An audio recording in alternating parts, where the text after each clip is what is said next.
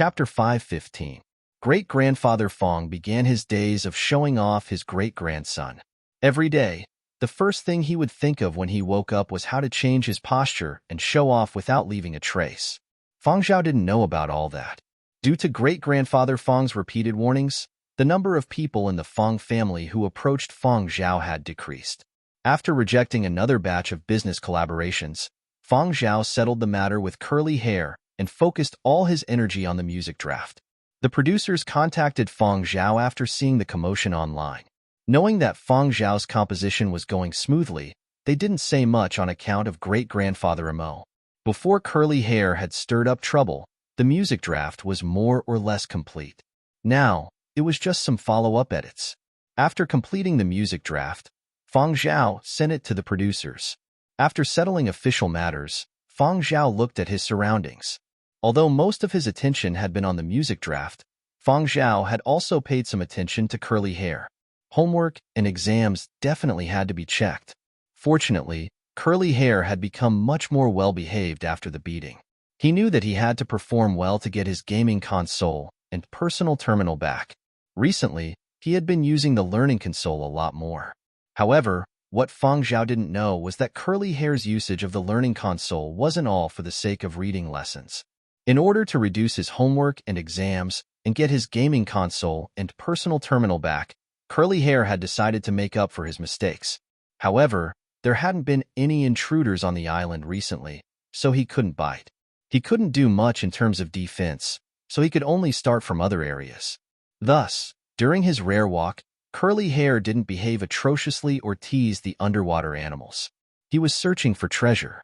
As an experienced and knowledgeable dog, curly hair started searching for valuables at the bottom of the sea. He even specially searched for information related to underwater treasures on the learning console. His personal terminal had been confiscated, so he couldn't search online.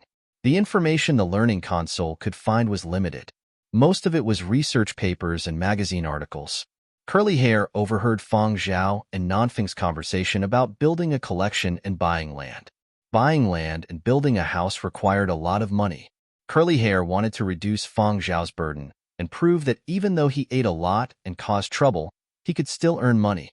If Fong Zhao could earn a large sum of money, would he ask for the game console and terminal sealed in the password-protected case in advance? Curly hair was so excited at the thought of getting his gaming console and personal terminal back. On this day, Yin Biao was driving a speedboat and watched the dog swim away after jumping into the sea. There was no indication on the radar, and he couldn't locate it. He was used to it. He turned on the recorder to record today's dog walking work and practiced his marksmanship with his gun. As a bodyguard, he could not slack off for even a moment. On the island, Zuiyu was patrolling the island in his patrol car. As the sun gradually set, Zuiyu looked at the time. Today, Yin Biao walked the dog a little longer. Usually, it would be back by this time. Just as he was about to send a message to Yin Biao to ask about it, he noticed that there was something rapidly approaching him underwater. Zuiyu smiled. Not long after, curly hair shot ashore from the sea and ran into the residential building like the wind. He seemed to be holding something in his mouth, but they couldn't see it clearly. Yin Biao couldn't catch up with him even though he was driving the speedboat. He was late by more than 10 minutes before returning to the island. "What's going on? Did you get dumped by that dog again?" Zuiyu asked. Didn't boss tell him to come back on the speedboat and not swim by himself? Yin Biao's mind was also full of questions. I don't know what he discovered today, but he didn't listen to my commands. He swam back to the island after walking himself. I don't know what he's holding in his mouth.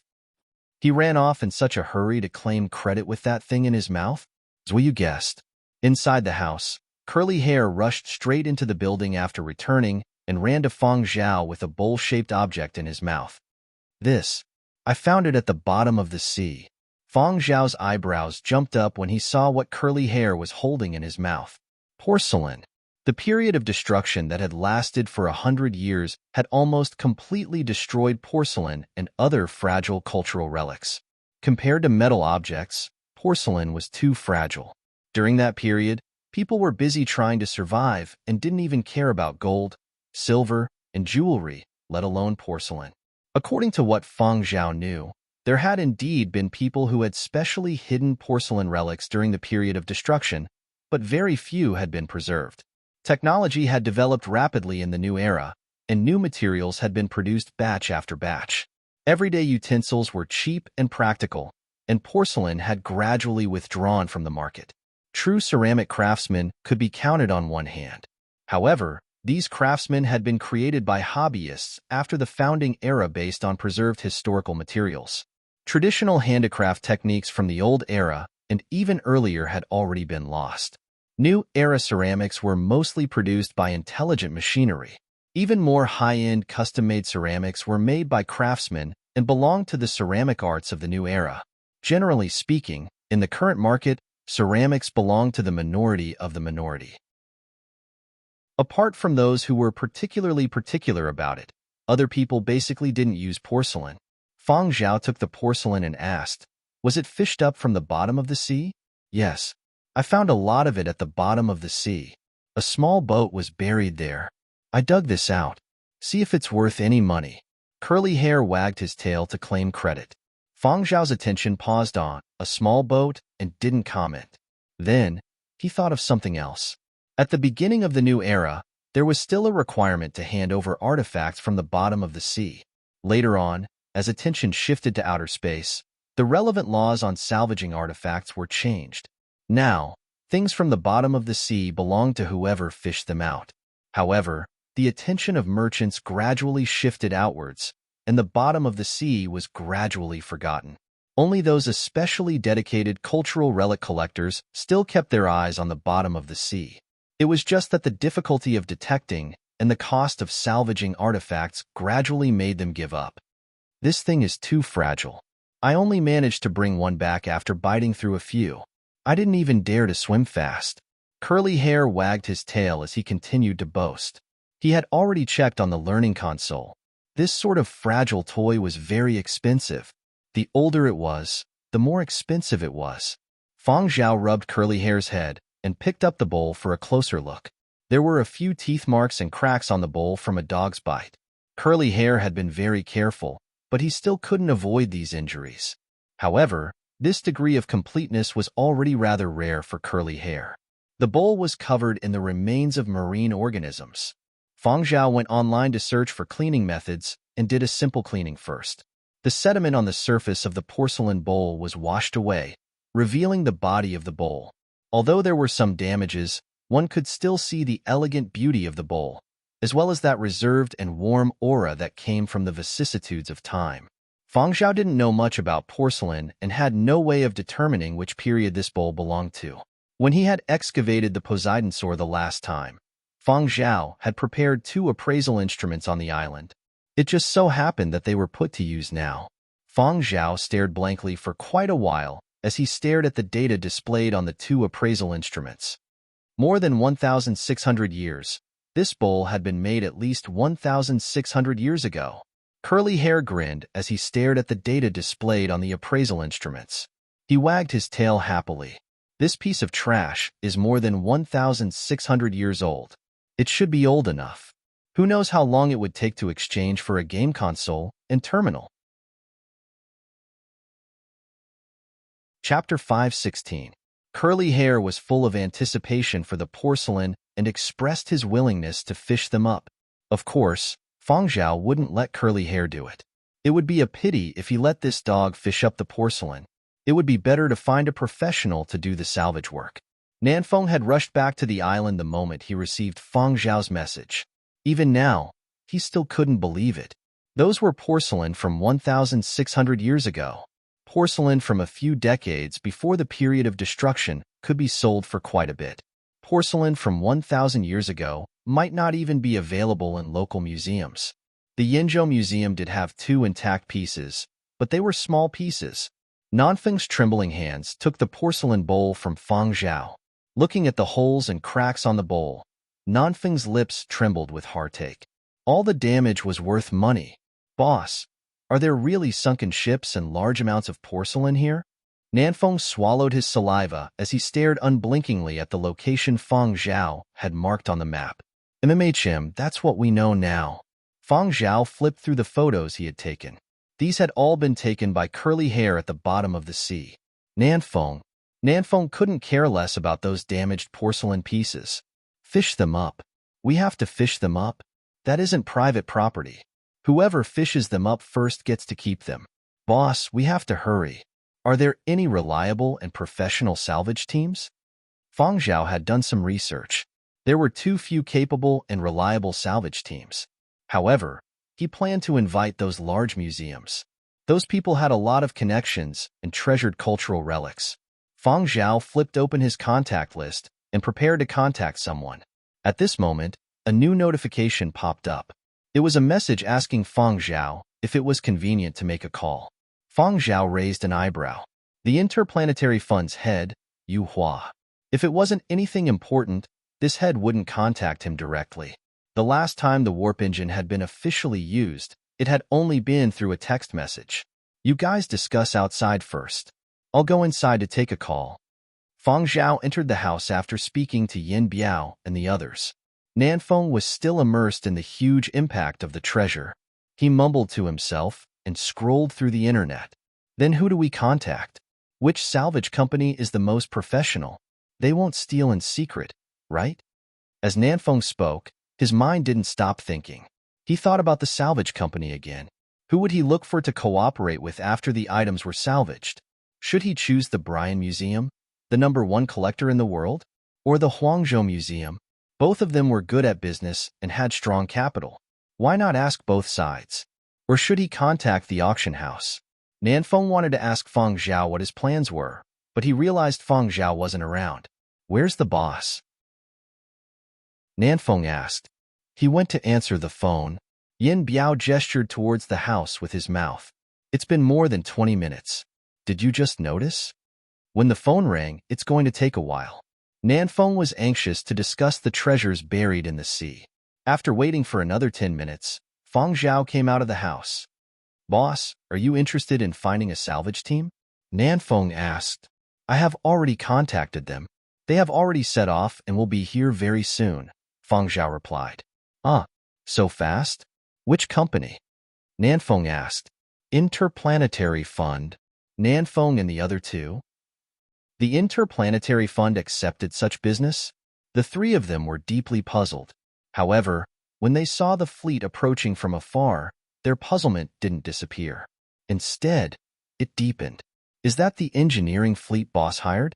Why does it look so imposing? Zuiyu said as he gazed at the sea. That's the Interplanetary Fund's logo. It's really the Interplanetary Fund. Nanfeng lowered his voice. They can even enter the extraterrestrial battlefield. Are they really here to salvage the sunken ship? Not to attack the island? Yin Biao was in a daze. Not just anyone can hire a team of the Interplanetary Fund's caliber. The last time I saw a similar type of crane, it was salvaging a warship. Nanfeng's heart skipped a beat. Awesome. This wasn't something that could be hired just by throwing money. It felt like they had hired a war machine to catch fish. It didn't match their temperament. Or maybe boss hired them not only to salvage the ship, but also to provide security. It's not easy to protect that ship of treasures. Thinking about it this way, it made sense. As expected of boss, he had considered everything thoroughly. Back when the Poseidon Soar had been unearthed, many people had stirred up trouble in the dark. The commotion this time would surely be even greater. There would be no lack of trouble. Having such powerful external help was a good thing. Nanfeng looked around. Seeing that Fang Zhao wasn't around, he whispered, Do you guys think that boss really has some impressive background? Otherwise, why would the Interplanetary Fund agree to help salvage the ship? Or perhaps there is some unknown exchange of benefits involved. But given the Interplanetary Fund's wealth and status, they wouldn't make an exception for these relics, right? Of course, he was only saying this in private. It was impossible to ask in person.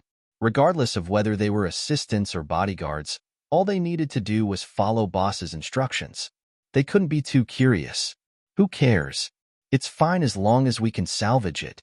In any case, boss won't sell his body. Casting aside these doubts, Nanfeng's excitement and joy surged once again. Meanwhile, Yin Biao and Zuiyu's eyes flickered. They did have some thoughts, but they didn't dare voice them. What they had seen on planet In couldn't be told to Nanfeng. After the Interplanetary Fund's salvage team arrived, they didn't exchange any pleasantries. After understanding the general situation from Feng Zhao, they began their efficient salvage work. Not to mention porcelain, even a rotten piece of wood from the ship's hull had great research value. The salvage team used a special box to seal the entire shipwreck before scooping it up. Nanfeng clutched his chest and sighed. So many relics. Too exciting. From the Poseidon sword to this treasure ship, I have experienced so many things. I feel that I will be able to remain calm in the face of danger. Yin Biao and Zuoyu glanced at him with complicated expressions. Sigh. It's good to be ignorant. Inside the house, Feng Zhao took photos and videos, compiled an email, selected a few partners, and sent it out. He didn't intend to monopolize all the items he had scooped up. The partners he had chosen this time were those he had been satisfied with during the exhibition of the Poseidon Sword skeleton. Feng Zhao didn't invite any of those that weren't satisfied or try to play tricks. Yinzhou Museum. The curator nearly fainted from excitement when he received the email. The gold and silver from the shipwreck were tossed aside. Porcelain. The Yinzhou Museum's curator's heart trembled. Their museum also had porcelain from 1,000 years ago on display, and there were only 2 complete pieces left after the period of destruction. They were also cultural relics that were prohibited from being exhibited outside. Only their Yinzhou Museum had them. Now, hearing that Feng Zhao had scooped up more than 1,600 years old porcelain, and it was tens of thousands of pieces, how could he not be excited? He took 2 deep breaths and hurriedly popped a pill into his mouth. Calm down. I have to be rational. I still can't calm down. Is that just porcelain? That's civilization. Treasures left behind by the world. Treasures that have survived. Last time, the Poseidon sword hadn't been the first to be displayed. They had admitted that they weren't as capable as Huangzhou Museum, but this time, they could do it. Previously, in order to successfully exhibit the Poseidon sword, Yinzhou Museum had greatly increased its capabilities. This time, the pressure was even greater. However, they were confident. This time, they had to be the first to collaborate with Feng Zhao. While Yinzhou Museum was making its move, other parties that had received the email also made their move. World-class ceramic artists who had heard the news were all shocked. Their fanatical gazes were focused on the old era. Even after so much time had passed, even after entering the era of outer space immigration, people still held a complex attachment and passion for the old era. These fragile cultural relics that had survived for more than 1,000 years were both unfortunate and fortunate. Although they had fallen into a deep slumber at the bottom of the sea, they had luckily escaped the destruction of the period of destruction. This was enough to trigger a frenzy in the collecting world. Media outlets with a keen sense of smell also made their move.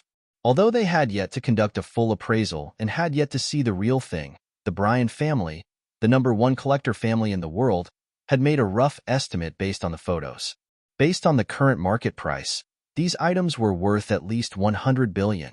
They had immense collection value. Various media outlets that had received this news had mixed feelings. Some were excited that they had discovered big news, but there was also envy, jealousy, and hatred.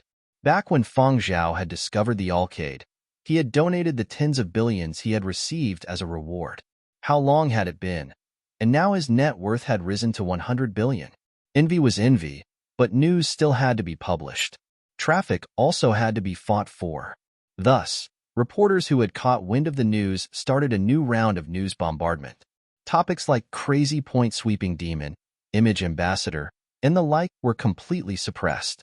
Topics that had popped up out of nowhere dominated the headlines, and the hottest topic of the day was #Feng Zhao. The man who got rich overnight once again #. Chapter 517. Feng Zhao's island became lively once again. Experts from various continents had gathered. Some teams had already started to clean up the salvaged porcelain. Of course, there were also experts who suggested not cleaning too thoroughly.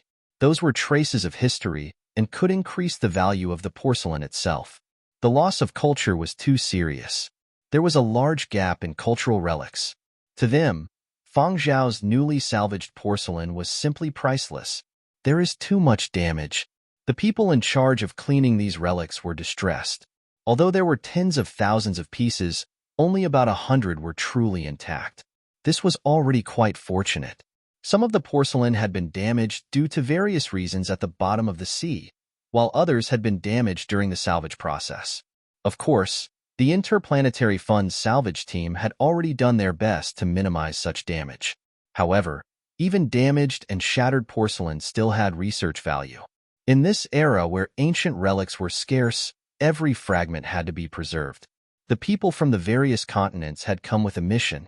They all had their own ideas about this batch of porcelain and hoped to collaborate with Fang Zhao. This was not the first time they had come in contact. Everyone was very satisfied with the collaboration with the Poseidon Soar. They also had a deeper understanding of Fang Zhao's character.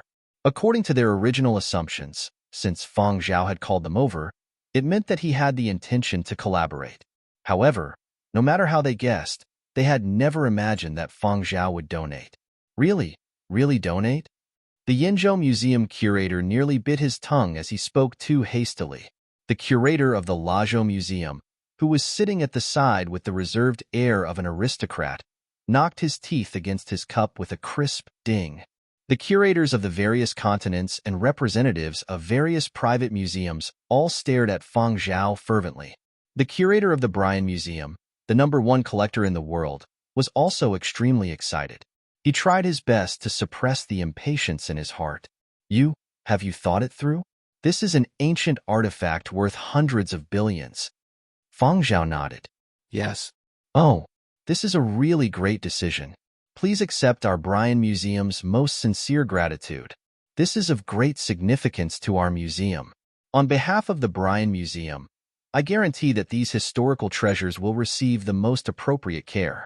The Brian Museum's exaggerated tone brought the others back to their senses. They immediately expressed their gratitude to Fang Zhao. Another wave of flowery praise. Of course, Fang Zhao didn't make the donation unconditionally. He made some requests regarding the maintenance, follow-up research, and display of the cultural relics. However, these were not difficult requests for the various curators. Since Fang Zhao was willing to donate such precious cultural relics, they were naturally willing to show their generosity. Even when Fang Zhao had brought up the topic of applying for land to build a private collection hall, the various curators had taken the initiative to express their willingness to help. It was not easy to apply for land for a private collection hall. With the help of the curators, it would be easier to pass the examination. Fang Zhao's decision to donate was not just because of the private collection hall. In comparison, the private collection hall was a small matter. Even without the help of the various curators, he could still settle it. It was just that he would need a little more time. His real decision to donate was also for the good of this batch of porcelain. With so many pieces of porcelain, it was impossible for him to keep them all. He was not a collector. In the future, he would focus his energy on music. In terms of the maintenance of cultural relics, as a layman, he was definitely not as good as professionals. Even if he hired a professional team to do the maintenance project, the amount of work would be too large, and there would always be areas that could not be taken care of. The museums of the various continents and some private museums would definitely value these historical treasures. These were treasures that belonged to all of humanity. These were treasures that had once propelled human civilization forward. These relics that had survived the period of destruction 100 years ago could only be put to good use if their historical value was fully displayed to the people of the 12 continents. In the future, even if more and more people migrated to outer space, they would still be able to remember these objects that had reflected resplendent light in human history. After more detailed discussions, the cultural relics were shipped to the various continents. After the appraisal of this batch of salvaged cultural relics, the museums of the 12 continents officially received the cultural relics that Fang Zhao had donated. To show their importance, the governors of the various continents were present at the donation ceremony and personally presented Fang Zhao with a certificate of honor. Related topics once again made headlines in the various continents. Fang Zhao donates again. Unearthing historical treasures, passing on the torch of culture. Fang Zhao donates cultural relics worth 100 billion. Practically everyone who saw this news had very complicated feelings. Previously, when Feng Zhao had donated tens of billions of dollars, many people had called him stupid. Now, they did not know what to say. People who had just been envious of Feng Zhao's overnight riches from salvaging cultural relics nearly popped their eyes out when they saw the news. This, just like that? Spectators who had only seen the news felt their hearts ache. This time, it really isn't a show. Who would be willing to use cultural relics worth 100 billion to make a show? Given Feng Zhao's current popularity, there is no need for him to make a show. This extravagance. Even though he doesn't have an entourage of assistants and bodyguards, for a celebrity to receive a certificate of honor from 12 of the continents, he must be the only one in the entertainment circle, right? This level is really not easy to achieve. Great-grandfather Feng was silent for a long time when he saw the news. Feng Zhao donates 100 billion cultural relics. He sighed and lamented. He felt that it was a pity, but he felt even more proud. Then, he grinned and saved the photos of Feng Zhao with the governors of the various continents and forwarded them to various chat groups. Look, my little Zhao's awareness is really high. No wonder he can be the ambassador of the Outer Space Immigration Super Project. At this moment, on Feng Zhao's small island, Nanfeng was standing by the seaside and gazing at the sea. He was as stiff as a rock that had weathered the elements.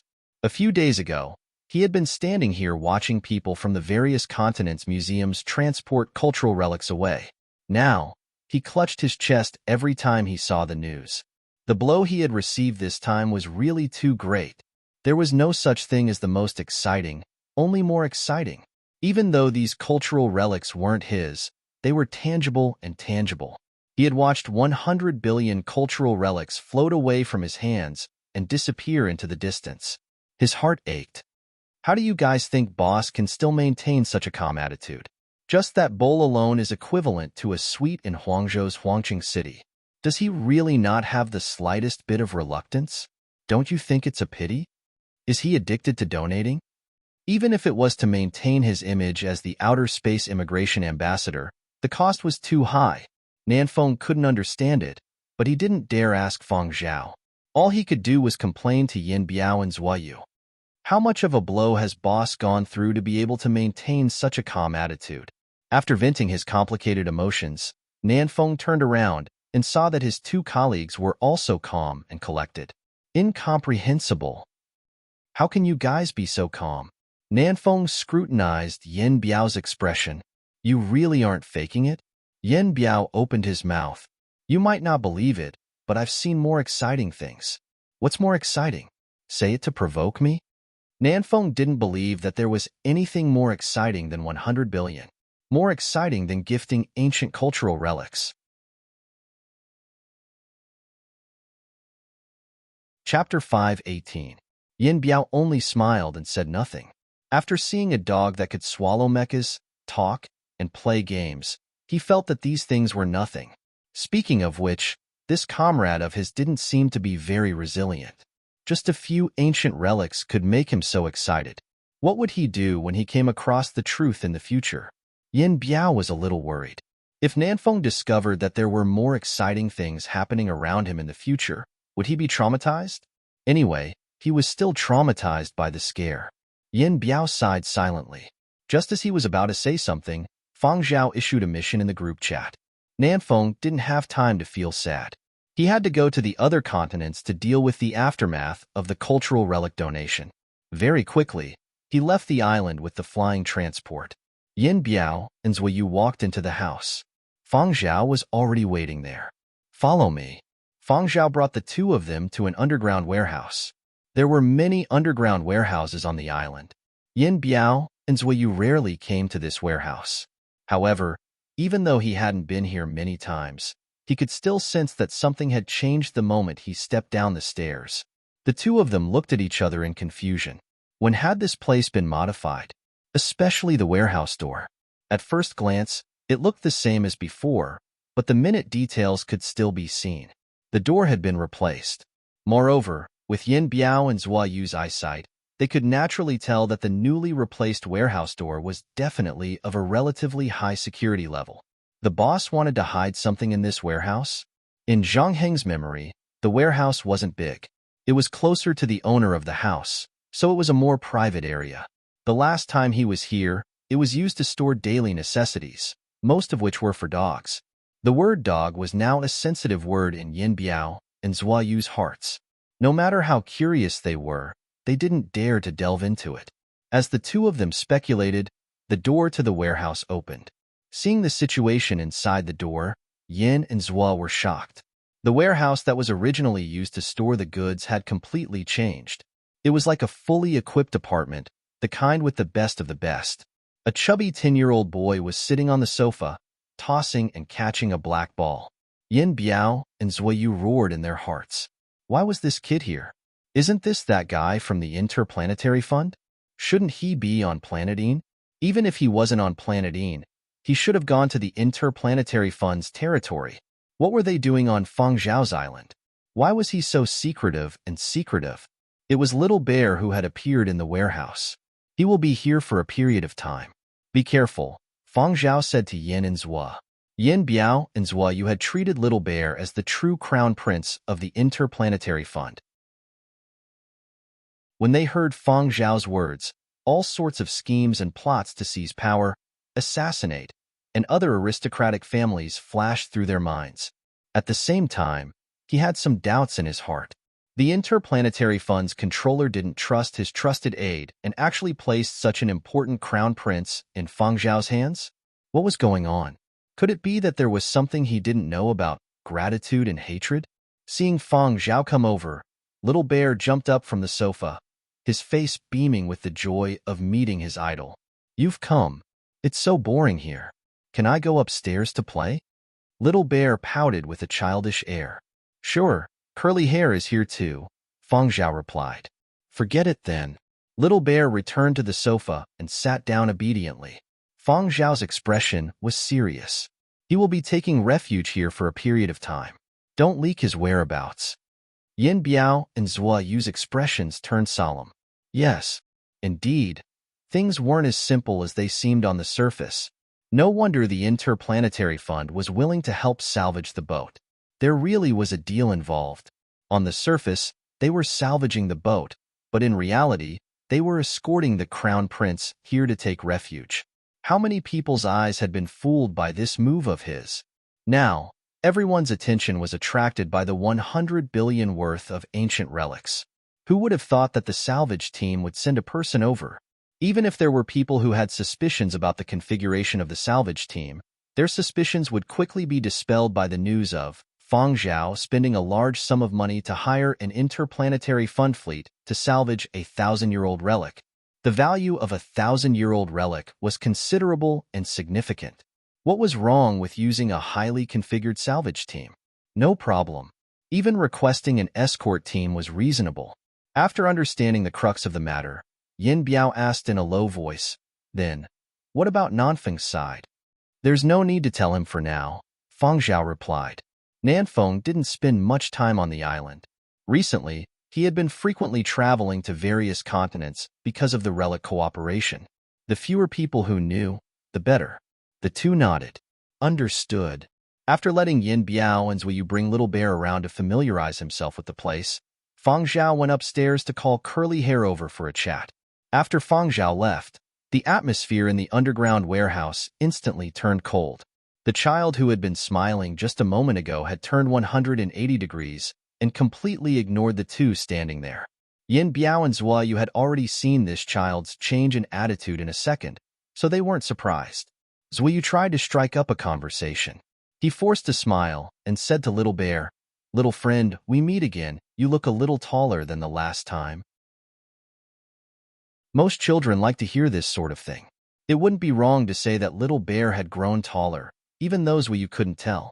However, Little Bear's expression turned even colder. Oh, seeing that Little Bear didn't like this topic, Zhua Yu quickly changed the subject. You didn't bring bodyguards? Little Bear was expressionless. This time, he didn't even want to say anything.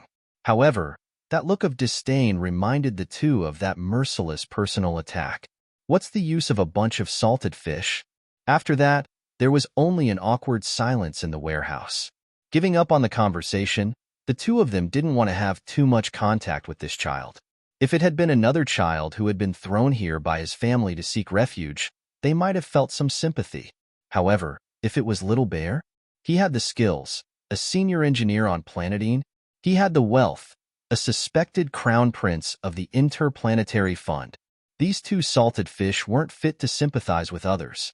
At the same time, in the study upstairs, Fang Zhao called Curly Hair over. The Interplanetary Fund provided you with some of the energy you need to grow. The power ores you usually munch on are also provided by them. We agreed that we would also need to take action when necessary. This time, we need to protect that child in the basement. Since he had eaten someone else's food, he had to pay some compensation. He couldn't just eat and not work. Although he had donated cultural relics worth 100 billion, honestly speaking, given the way this dog ate, 100 billion really wasn't enough as long as it wasn't illegal. Furthermore, the Interplanetary Fund had also helped cover for him at crucial times. These weren't unconditional. Understand? Fang Zhao asked. Understood. Curly Hair replied. He had to protect his snack supplier. Otherwise, he wouldn't be able to eat free snacks in the future. No free snacks equals Fang Zhao's diet would make him poor equals risk of being abandoned. Furthermore, Nanfeng had said that he could make up for his crimes with meritorious deeds. If the junk he fished up from the bottom of the sea wasn't enough, he could still make contributions in other areas. Perhaps he could even get Fang Zhao to buy a World Limited Edition game console for him in the future. Curly Hair's unwillingness dissipated after he sorted out his logic. Fang Zhao looked at him silently for a while before saying, "Don't go to the sea during this period. I can return the game console to you first. Looking after the house is my duty." Curly Hair puffed out his chest and assured Fang Zhao with a resolute gaze. As long as he could get the game console back, not just looking after the house, he could even go straight to the battlefield. Also, there are submarines hidden in the sea near the island. They all belong to the Interplanetary Fund. You know what to do. Then, should I go sniff out the scent of our allies? Curly Hair asked. Fang Zhao thought for a bit before shaking his head. Forget it. Just stay on the island. What if Curly Hair bit the other party if a conflict arose? Just a bite could cause quite a commotion. To prevent friendly fire, it was safer to restrict Curly Hair's movements. Furthermore, Fang Zhao wasn't sure if those people were trustworthy. It was best if Curly Hair didn't expose himself. The fewer people who knew, the better. He couldn't control the Interplanetary Fund, but he could control Curly Hair for the time being. In any case, this dog would become a complete otaku as long as he had the game console. As long as he had something to eat, he wouldn't be willing to step out of the house.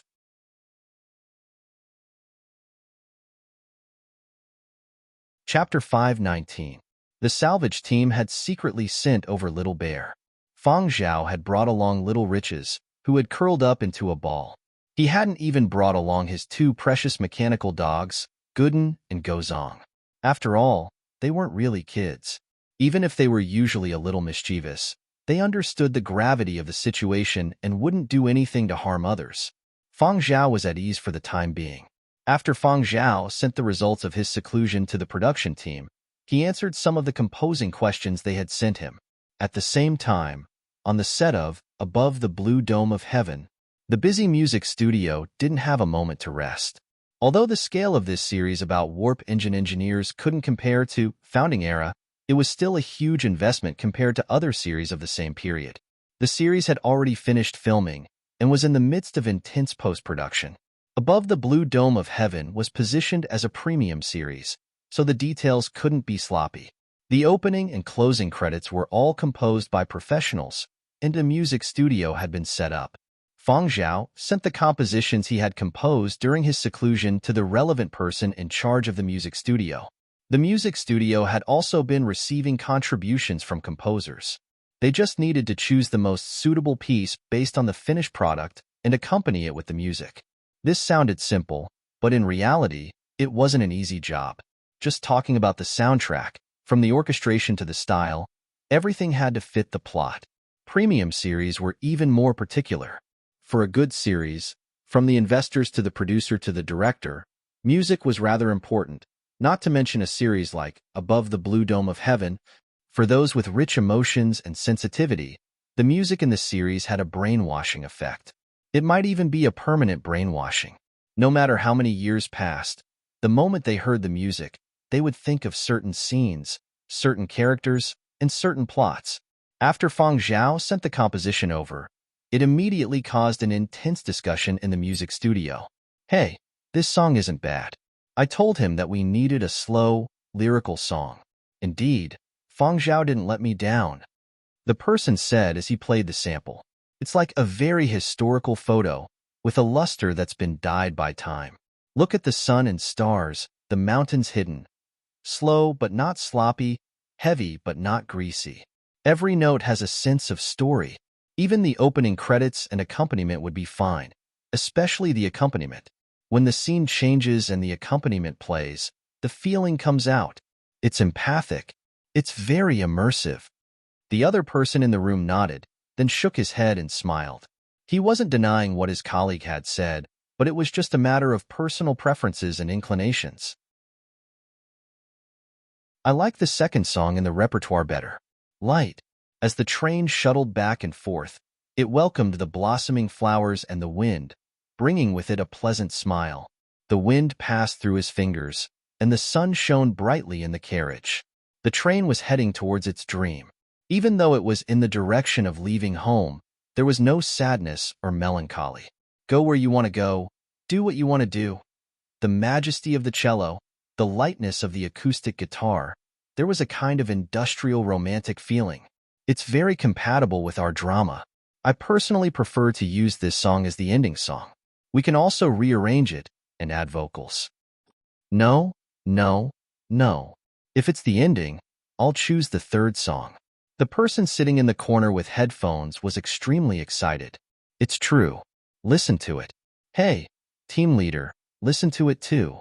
It was simply godly, tense, refreshing, and any kind of plot could be seamlessly connected. It didn't give people a strange feeling at all. Moreover, it was very pleasant to hear. Feng Zhao's creative ability was too strong. Team leader, did you specially customize an all-purpose ending song when you asked Feng Zhao for a draft? The person who had been silent all this while put down his pen and took off his headphones. He rubbed the goosebumps on his arms and sighed. I didn't customize it. Also, why didn't you guys like the last song, Millennium? In terms of depth and storytelling, which song can compare to it? Let's not talk about the songs in Feng Zhao's repertoire. Just the music manuscripts we received in our hands. Any other song of the same genre would be smashed to the ground. Don't tell me you guys don't have this little bit of appreciation? When these words came out, the other people in the studio had awkward and helpless expressions on their faces. It's not that we don't like it. It's the truth. In my opinion, Feng Zhao's Millennium has already reached the level of a drama's climax. It can totally be used as the theme for the entire drama. But, cough.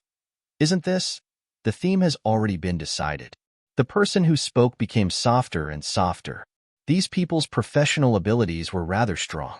Their appreciation of works was also first-rate in the industry. Even if it wasn't the genre they liked, they definitely had the ability to appreciate it. Not mentioning the Millennium in Feng Zhao's manuscript, it wasn't that they didn't like it, but there was really no other way. It wasn't that Feng Zhao's Millennium wasn't good. It was too good. It was so good that it exceeded expectations. It exceeded the scope of their abilities. The song that had already been chosen as the theme had also been composed by a master-level composer. It was also a high-quality piece. Most importantly, that person had dequalifications. In the music industry, in terms of seniority and connections, that person was definitely stronger. Although Feng Zhao was a composer of the younger generation, in this industry, he still had to take a step back. The studio's team leader frowned and was silent for a while. Then, he thought of something and softly clicked his tongue. The drama is divided into 2 seasons. Just swap them out. If the first season doesn't make it, we can use Feng Zhao's songs for the second season, the team leader said. According to the original plan, even if the drama was divided into 2 seasons, the theme wouldn't change. However, he really couldn't bear to part with Feng Zhao's Millennium. Feng Zhao's style of work has a sense of history and mission that others can't compare. There are some more complicated things that I can't put my finger on at the moment. I just feel that it's a pity that Millennium isn't used as the theme." The others nodded and smiled. "It's good to use it in the second season. Perhaps it will be even more suitable." An idea flashed through the team leader's mind. The pieces that Feng Zhao sent over will surely have a better effect when paired together. I looked at the manuscripts he sent over. A few of them are suitable for adaptation. We can use this theme to create a set of music for the drama. One piece can be used in many ways. This way, we won't use his songs in the first season. We can use other people's works. Feng Zhao's will all be moved to the second season. We can do that?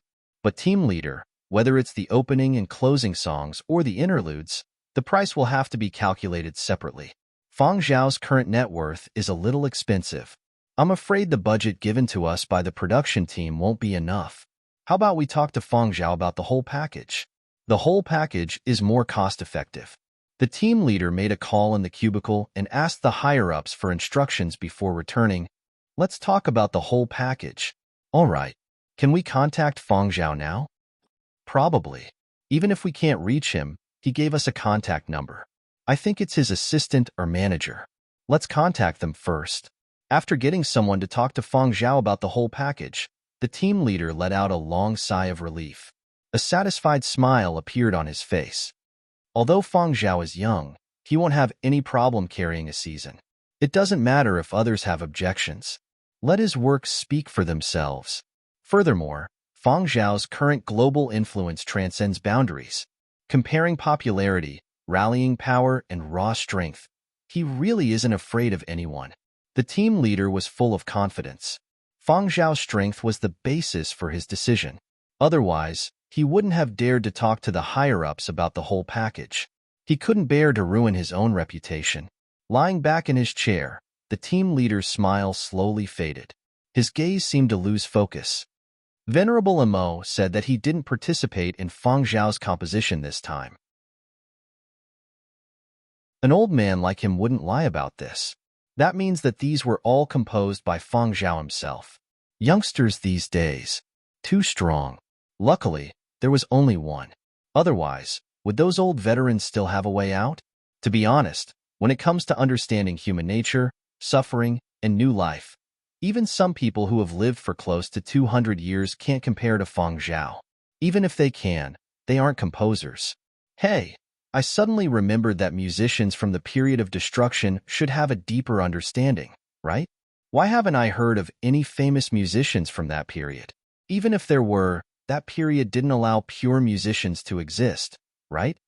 Another person said, "That's true. I saw Feng Zhao's file. He doesn't seem to have experienced much suffering. That's talent. Oh, people really can't be compared." The production team acted quickly and immediately contacted Feng Zhao to discuss the whole package. Feng Zhao didn't have anything urgent to do recently, so he stayed on the island and smoothly received the call from the production team.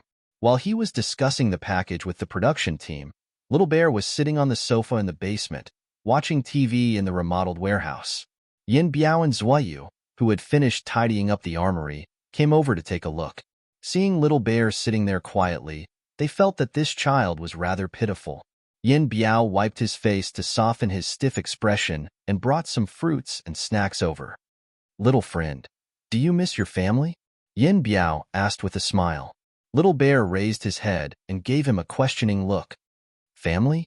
Wasn't the one we met last time your family member?" Little Bear pursed his lips and shook his feet. "Oh, her. She brought people to poke at tomorrow's empire. If we don't wipe them out, we won't be able to set sail. The Interstellar Navigation Corps is still missing a component." Yin Biao and Zuoyu? "No. Shut up. This is too much information. We don't want to hear it. Why did you reveal such confidential information so easily?" Yin Biao wanted to slap himself.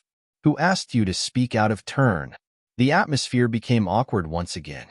Just as Yin Biao and Zuoyu were about to leave, Little Bear glanced at them, raised a mischievous smile, and called out to them. "Hey, salted fish, have you heard of tearing a mecha with your bare hands?" Zuoyu: "No, I've only heard of shredded chicken." After saying that, he asked, "Little friend, have you seen a mecha swallowed whole?" Both parties looked at each other in silence. Then, as if he had suddenly received and deciphered some information, his expression turned ugly and his eyes flickered. Zhuyu wished he could slap himself. Who asked you to speak so quickly? This child's gaze was too strange. When he looked over, it didn't seem like he was joking. It felt like there was a horror story they didn't know about. Swallowing a mecha was real. Tearing a mecha with his bare hands might not be fake either. Zhuyu trembled. He suddenly envied Nanfeng.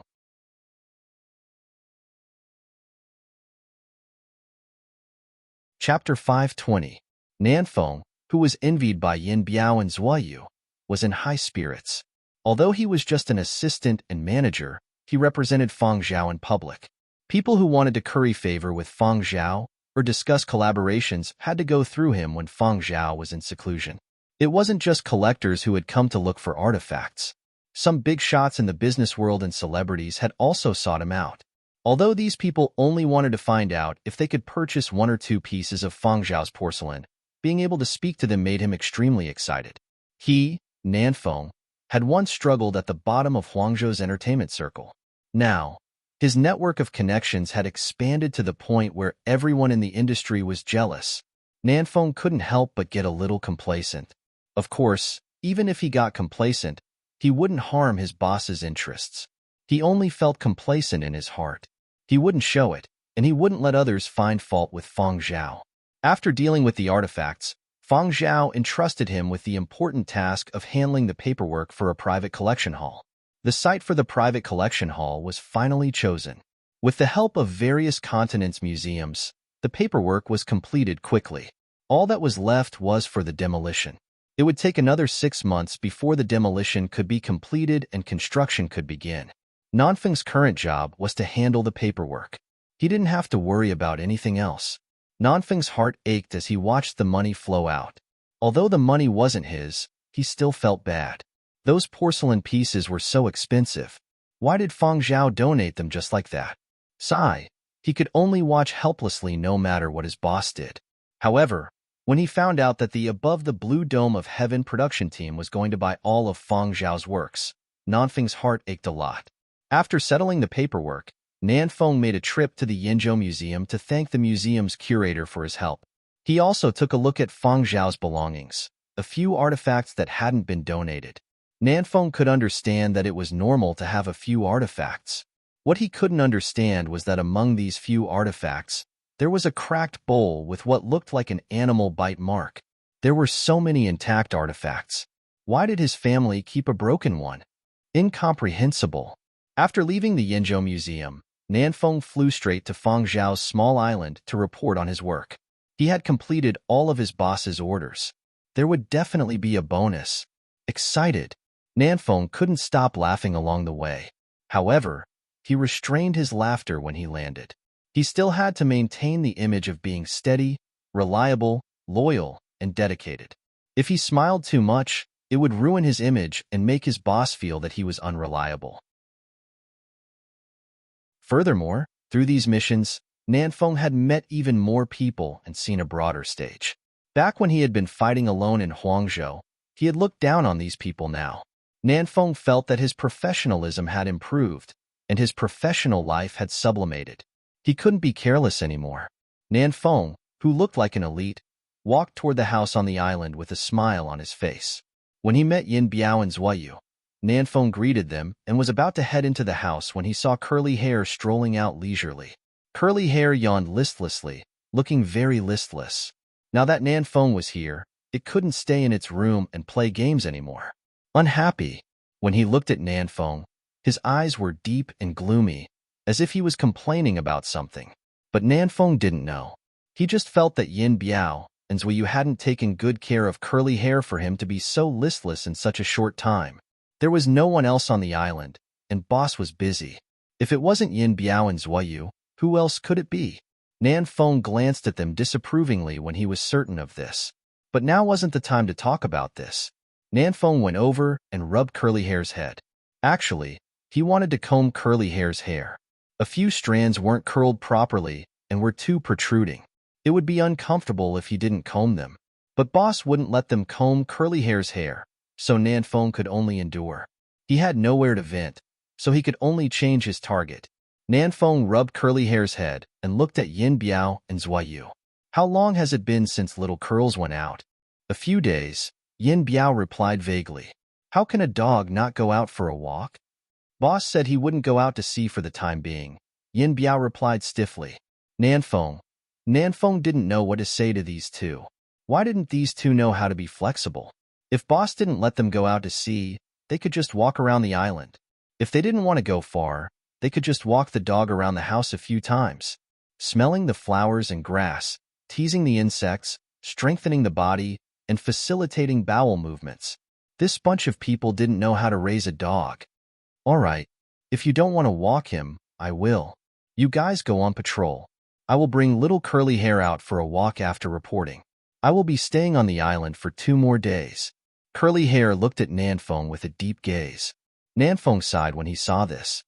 Look, Curly Hair's eyes are sparkling. He can't wait. After saying that, he rubbed Curly Hair's head again before entering the house. Yin Biao and Zuayu, brave warrior. Sigh. 2 hours later, Nanfeng brought Curly Hair out for a walk after reporting. He didn't put on a leash. The island was his boss's territory, and there was no one else around. There was no need for a leash.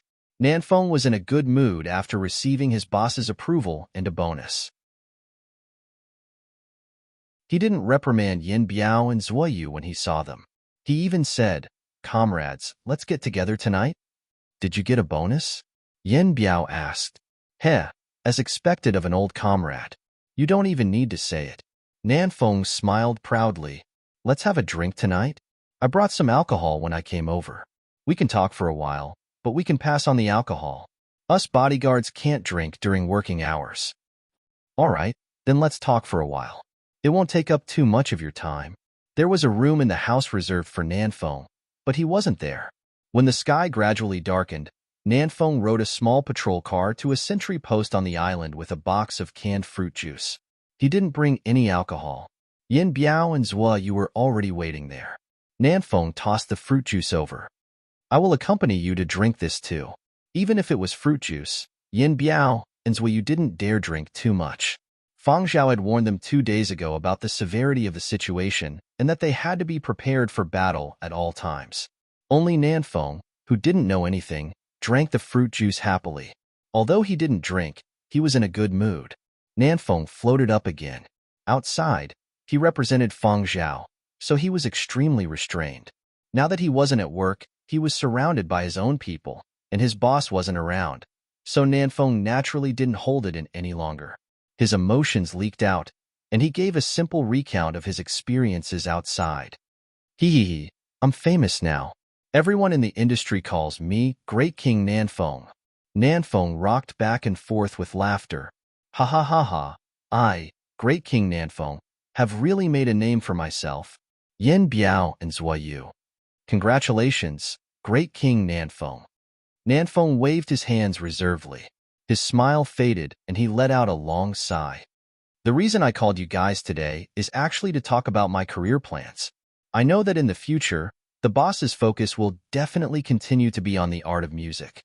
Everything else is secondary. He isn't interested in endorsements or collaborations. As for me, I don't have a musical background and my musical attainments aren't high. I've already worked very hard to learn, but I don't have the talent. I haven't made much progress in 10 years. The more I advance, the more professional pressure I'll have to bear." Yin Biao and Zuayu fell silent. Although bodyguards didn't need to understand music, they were still under a lot of pressure. Nanfeng said with some melancholy, "This time, when I went to work for the boss, I had a deep feeling, especially when I was facing those masters from the academic world.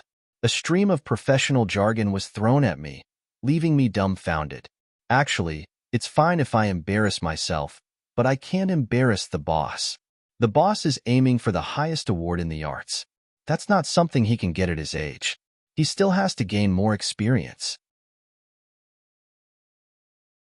When he has enough experience, he can aim for the next stage of the Galaxy Awards.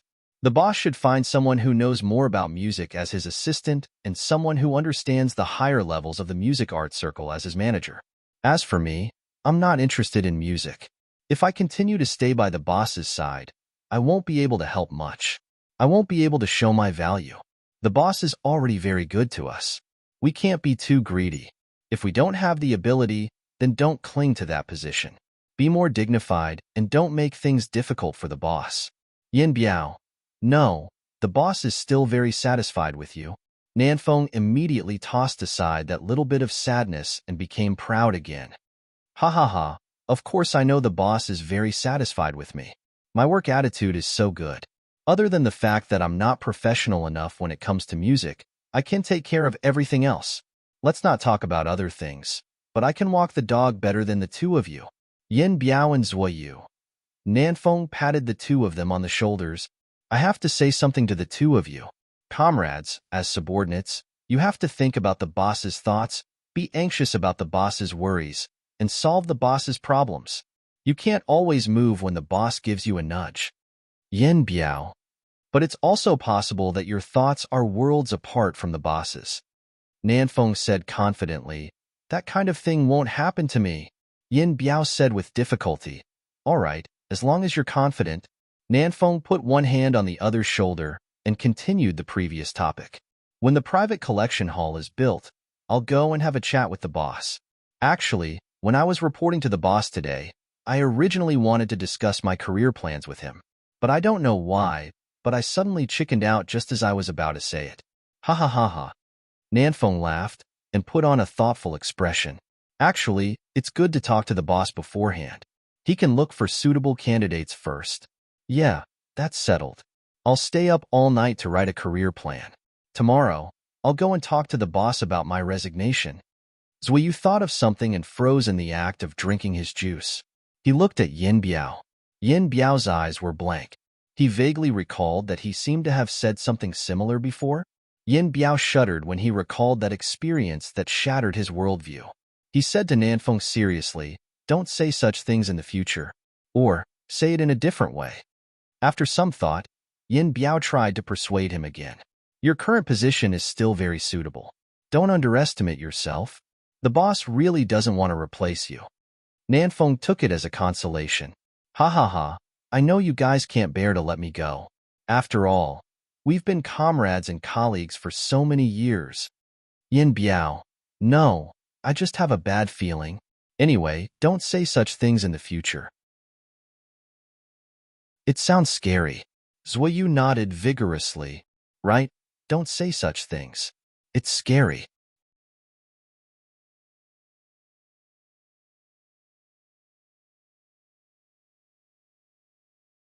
Even Nanfeng's eyes reddened. He sniffed and continued to write. Feng Zhao finished reading the script and prepared to reply to the cast and crew's email. The first season of Above the Blue Dome of Heaven had already started airing tonight. The production team was very efficient. The second season was also in post-production. The music studio was also contacting Feng Zhao frequently. One song could be used in many ways, and there were still some difficulties in adapting it. If they encountered any difficulties, they would contact Feng Zhao to discuss and resolve it. Recently, Feng Zhao had been guarding the island. He had no urgent matters to attend to, so he replied to emails quickly. Today was the same. After scanning the edited draft, he sent it over and edited it into an email. Suddenly, Feng Zhao's typing hand stopped. His ears twitched, catching the high-frequency and low-frequency sounds that were hard for ordinary people to hear. His expression turned serious, and he quickly put away the music score. At the same time, he used the voice control communicator to contact Little Bear. Hide well. Little Bear, who had been about to go upstairs to watch a drama with Feng Zhao, turned around and locked the warehouse door. Holding the black ball in his hand, Little Bear looked at the aquarium he had just moved over today. The originally leisurely sea slug in the aquarium suddenly became restless and started banging against the walls of the aquarium. Inside the house, Curly Hair, who had been sprawled on the sofa in the living room, heard this and scurried back to his room to hide the game console in an explosion-proof barrel. He scanned the room and picked up a few more items to hide. After hiding all his treasures, Curly Hair looked longingly at the location of the explosion-proof barrel before storming out to the front yard. Feng Zhao had said that if anyone attacked, he was to guard the front yard first. In such a dangerous situation, he was allowed to bite first and report later. At the same time, Yin Biao and Zuoyu, who were on patrol duty, also received Fang Zhao's notification. Prepare for battle. Fang Zhao told Yin Biao to bring Nanfeng along. DDD. The island's security system sounded an urgent warning. Nanfeng, who was in his room writing his career plan, felt his heart tighten. He hurriedly saved his document and got up. A series of explosions came from the distance. Some came from the sky, while others came from underwater. Nanfeng could clearly feel the ground beneath his feet shaking. The feeling of impending danger made Nanfeng's melancholic mind clear up instantly. Having served on planet Baiji before, Nanfeng knew all too well that this wasn't a small skirmish. Something big was going to happen. Just as he was about to ask in the work chat group, Nanfeng received a message from Yin Biao. Wait for me at the basement entrance. Nanfeng didn't ask any further. He changed his clothes and shoes and arrived at the basement. When he arrived, he saw Yin Biao walking over with a tense expression. What's going on?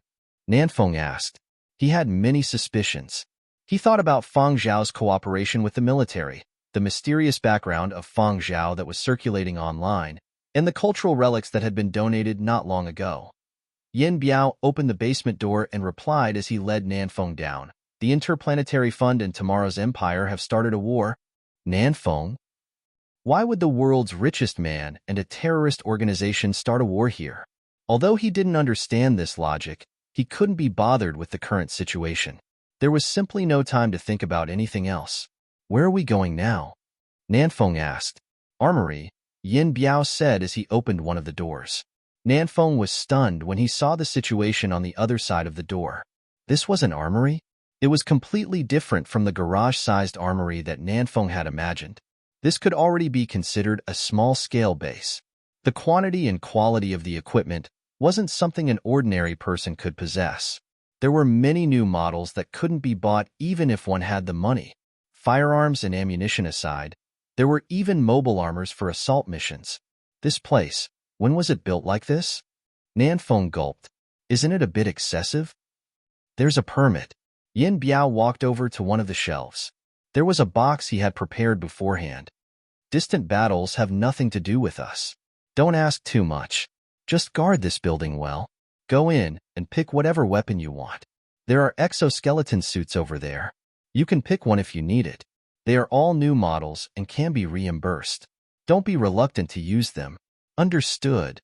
Nanfeng looked at the armory with envy. He was itching to try it out. He felt his battle blood boil again. It had been a long time since he had touched these things after being discharged from the military. Can I use that one? Nanfeng pointed at the 8-meter-tall mobile armor in the corner. Yin Biao replied, No, you might be killed by mistake. Nanfeng nodded. Understood. From the commotion outside, it was obvious that the two sides were engaged in an intense battle. Perhaps the enemy was using the same model or similar mecha. For example, there might be a traitor in the team. Hence, Yin Biao's claim of being killed by mistake was possible. Battle plan? Nanfeng asked. Boss will guard the backyard. Zuoyu will guard the left side. I will guard the right side. I will guard the front yard. No, don't worry about the front yard. Just be flexible and take care of yourself. Yin Biao thought for a moment and reminded, if the situation inside the building turns bad, run to the front yard. Yin Biao, who was about to leave with the weapons box, looked at Nanfeng with a complicated expression. Keep the internal comms open. Keep in touch. Don't be surprised no matter what you see. Understood. Nanfeng had been on a secret mission before, so he didn't find Yin Biao's words strange. It had been too long since he had fought in actual combat and lacked training. Although he would occasionally go to the shooting range to practice, his physical fitness was definitely not as good as before. Not to mention, he wasn't as strong as Yin Biao. It was better to improve himself. He picked an exoskeleton suit and some firearms and ammunition. It had been too long since he had fought in actual combat. He definitely couldn't compare to Yin Biao and Zuoyu. He had to rely on external forces. He wasn't good at close combat, but he still had to be on guard. Before he had retired, He was also the gun king of the outpost team. Nanfeng touched his left eye and felt the Wuji's color-changing eyeball. Although there are many things that everyone knows, but I don't, that's not important. Before I retire, I, Nanfeng, will do my best, even if I have to sacrifice myself, for the glory of the Gun King.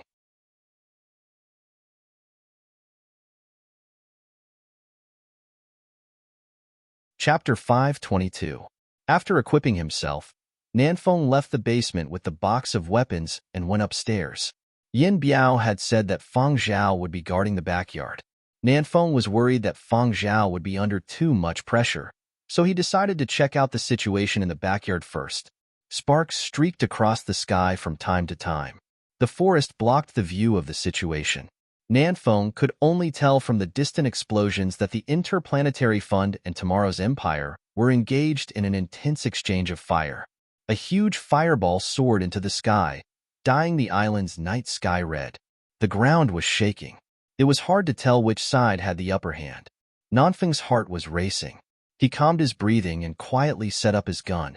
Through the scope, he searched the forest ahead, his finger on the trigger. Come, here. Nanfeng locked onto a target and prepared to fire. Bang, bang, bang, bang. The target he was aiming at was eliminated first. It wasn't just the one he had his eyes on. Sounds of bodies falling could be heard from several other places in the forest. He had noticed some, but he hadn't noticed others until they fell.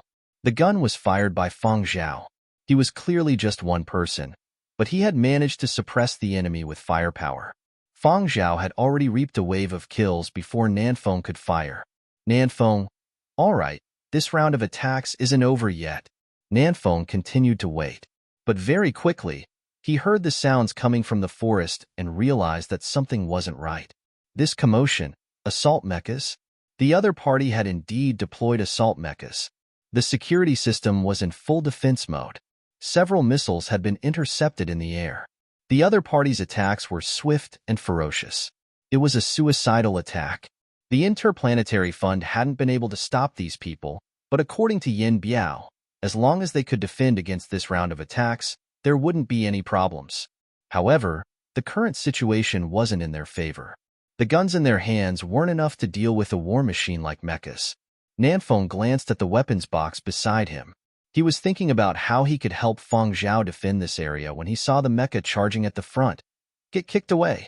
Yes, Feng Zhao kicked that mecha. Fly. Over. If he hadn't seen wrongly, the mecha had caved in where it had been kicked. Nanfeng. This didn't make sense. Nanfeng looked at the mecha that had been kicked away, then looked at the exoskeleton that he had just equipped. This was the first time that Nanfeng had such a clear understanding. My boss is inhumanly strong. Looking at the backyard, there was no place for Nanfeng to use his skills. He couldn't even find a chance to finish off the attack. I don't seem to be able to exert strength here. Realizing this cruel reality, Nanfeng didn't waste any time. He suppressed the surging doubts in his heart and moved to another location. Although he didn't know how Feng Zhao could be so strong, and he didn't know if Feng Zhao had some unknown high-tech assistance, the current situation didn't allow him to think too much. Yin Biao said that no matter what you see, don't be surprised. Maybe he was referring to this? Pushing aside the distracting thoughts in his mind, Nanfeng listened carefully to the movements outside and checked the real-time firepower distribution map displayed by the security system. Yin Biao and Zhua Yu were on the left and right sides. Due to the terrain, the defensive pressure on the side was much lower. With Yin Biao and Zhua Yu's weapons and equipment, as well as the security system, they didn't need his support for the time being. Check the front yard. Yin Biao said that there was no need to worry about the front yard. Did that mean that there were Interplanetary Fund personnel guarding the front yard? However, Nanfeng felt uneasy if he didn't go over to take a look. Furthermore, it sounded like the exchange of gunfire in the front yard was even fiercer. The front yard wasn't easy to defend. If the enemy's attacks were rapid and ferocious, and they mobilized many mechas, the defensive pressure would be considerable. With that thought, Nanfeng carried his weapons case and headed in the direction of the front yard. The lights in the house were all extinguished. Nanfeng moved quickly by relying on the firelight outside and his familiarity with the layout of the house. When he passed by the living room, Nanfeng's footsteps paused.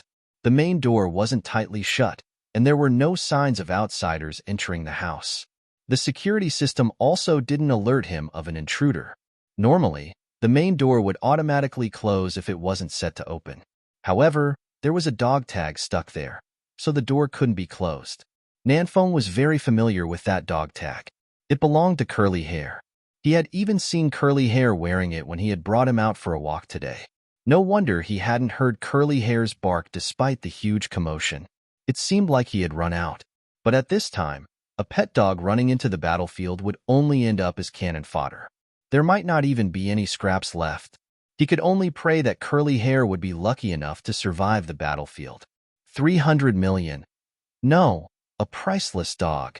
Nanfeng's heart ached so much that he couldn't breathe. His eyes were bloodshot. To Nanfeng, Curly Hair wasn't just a pet dog anymore. His value was one thing, and the other was that he had developed feelings for Curly Hair after interacting with him for a long time. Curly Hair also had military merits, so the significance was different.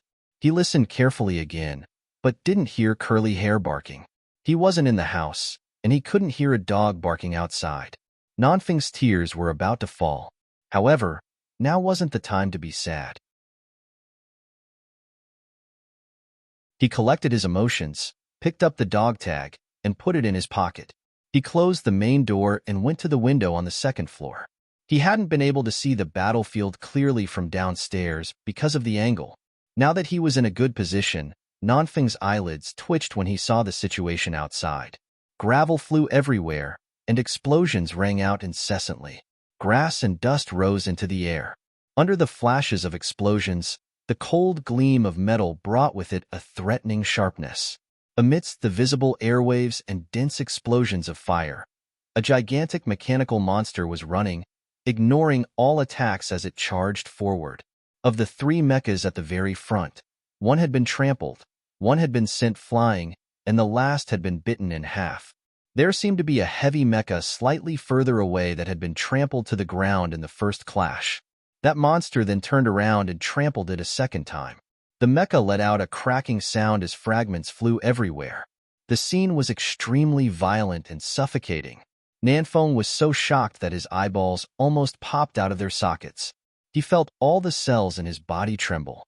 He closed the window as fast as he could and ran towards the basement. At the same time, he contacted Yin Biao. Brother Biao, the enemy has used a secret weapon. We can't defend the front yard anymore. That monster has a fiendish appearance and looks like a demonic being. It tramples on the mecha like it's a tin can. That isn't something we can defend against at our level. The simple toys in our hands won't be able to do anything. I'll go to the armory now to see if there's anything else we can use. Although he had only seen it for a few moments, Nanfeng could tell that if the combat power of the assault mecha in the basement was 100, the monster in the front yard was definitely over 10,000. Fight my ass. Nanfeng could only hope that the Interplanetary Fund would quickly transfer reinforcements over. He didn't know how much longer they could hold out. Perhaps if Feng Zhao came over, they could hold out a little longer? As Nanfeng was thinking about this, he heard Yin Biao say, "That is our side's secret weapon." Screech. Nanfeng braked suddenly. The friction between the soles of his shoes and the ground let out a short screech. Eh? Nanfeng felt a little dazed. That is Curly Hair. Yin Biao added. Nanfeng. Nanfeng suspected that there was something wrong with his ears. What do you think that thing is? What Curly Hair? I don't believe it. Waves of dizziness came over him. Nanfeng was in a daze. He stumbled back to the window and stared unblinkingly outside. The mechanical monster viciously bit a mech and tore it in half. The other half in its mouth was thrown into the air and smashed towards the flying device that was flying over. After taking a few hits, it shook off the various debris on its body. Then, it went on a rampage to attract hatred. Nanfeng's liver trembled as he watched. It's biting the mecha again. Although Yin Biao hadn't seen it with his own eyes, he could imagine the situation in the front yard from Nanfeng's words. Don't be shocked. It's just basic operations. Nanfeng. What basic operations? What basic operations? He had heard every word clearly, but it also felt like he hadn't understood a single word.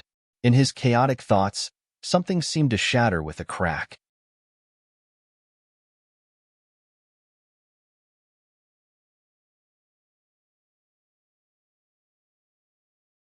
His left eye blinked uncomfortably, and his body was so stiff that he didn't know how to move. His mind, which had just calmed down, became sluggish again. There seemed to be the sound of something shattering in his heart. He spoke. Nanfeng stared blankly out the window. The dog excitedly jumped up and stomped on a few more intruders.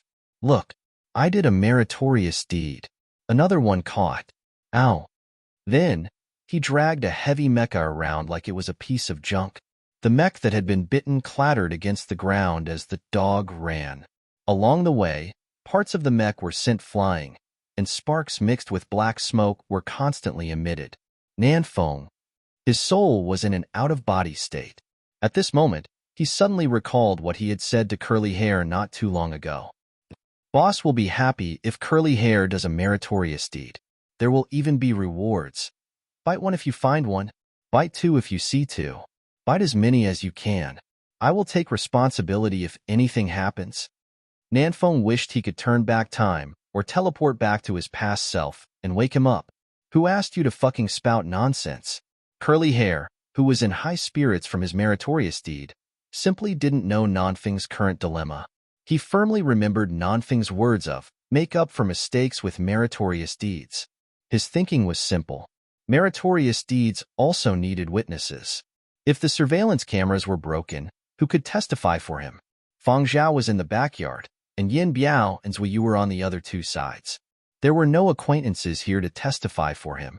Thus, Curly Hair was happy to discover Nanfeng looking over. With a witness, he didn't need to worry about missing out on meritorious deeds even if he was hungry and devoured a few mechas. Thus, Curly Hair devoured as he killed. Not only did he devour mechas, but he also devoured humans. Nanfeng, his soul continued to leave his body. By the time Curly Hair finished off all the intruders in the front yard, the Interplanetary Fund reinforcements had also arrived. However, there were no signs of enemies approaching the house for a long time. Fang Zhao also received a message from the Interplanetary Fund. Their mission was complete, and there wasn't much left for them to do. The crisis had already passed. After briefly explaining the situation to the three of them, Fang Zhao got them to take care of the battlefield and clean up any stragglers. Meanwhile, he went to other parts of the island to see if there were any hidden enemies. In the front yard, Curly Hair transformed back into his pet dog form and ran back with his tail wagging. Then, he discovered that he was blocked outside the door. Curly Hair looked up at a certain window on the second floor after seeing the tightly shut door.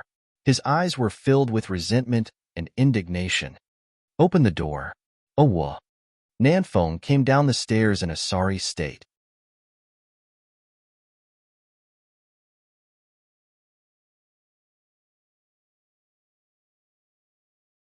Chapter 524. Nanfeng was no longer in the mood to mourn the $10 million eyeball. He watched as Curly Hair scampered around, licking here and there like he usually did. The sky was dark, and Curly Hair would disappear without a trace. After a while, he would pop out from another place covered in dust and leaves. In the past, he would have gone over and carried Curly Hair back.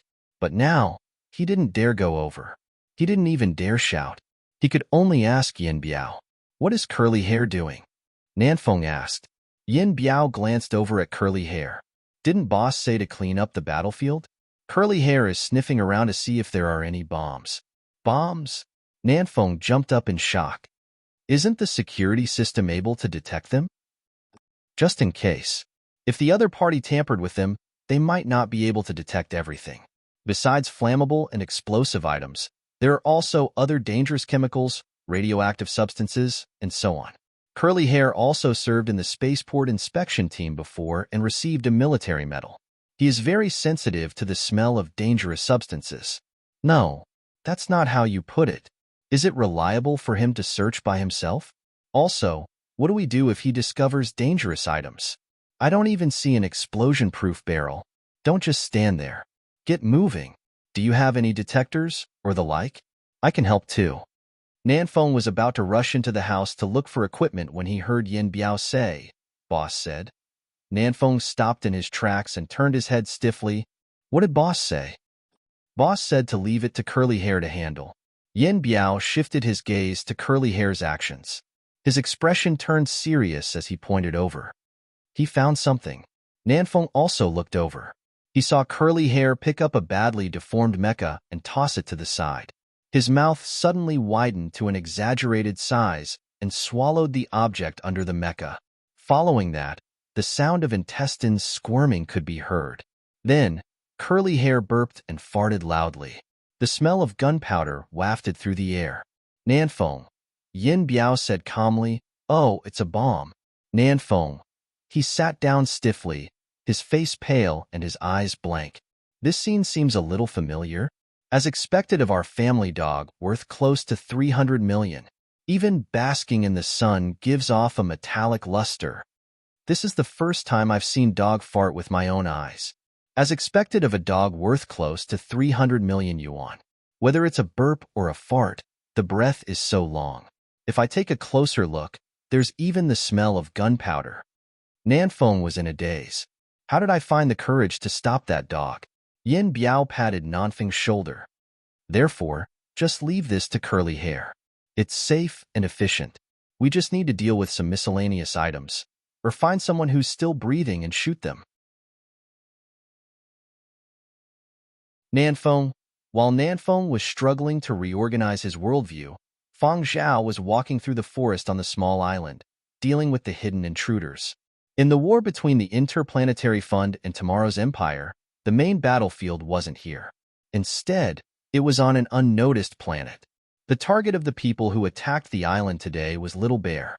Something must have gone wrong for these people from Tomorrow's Empire to be able to find this place. Perhaps there were spies within the Interplanetary Fund, or perhaps the other party had used some means to locate Little Bear. Fortunately, regardless of the situation, the Interplanetary Fund was prepared and had intercepted most of the attacks outside the island. Otherwise, even if he and Curly Hair were on the island, they wouldn't have been able to protect Little Bear. Ever since Little Bear had arrived, he had continued to use the excuse that he was in seclusion to compose and rejected all visitors. He had also shifted the matter of salvaging cultural relics to a place outside the island for Nanfeng to handle. This also reduced the number of times Nanfeng visited.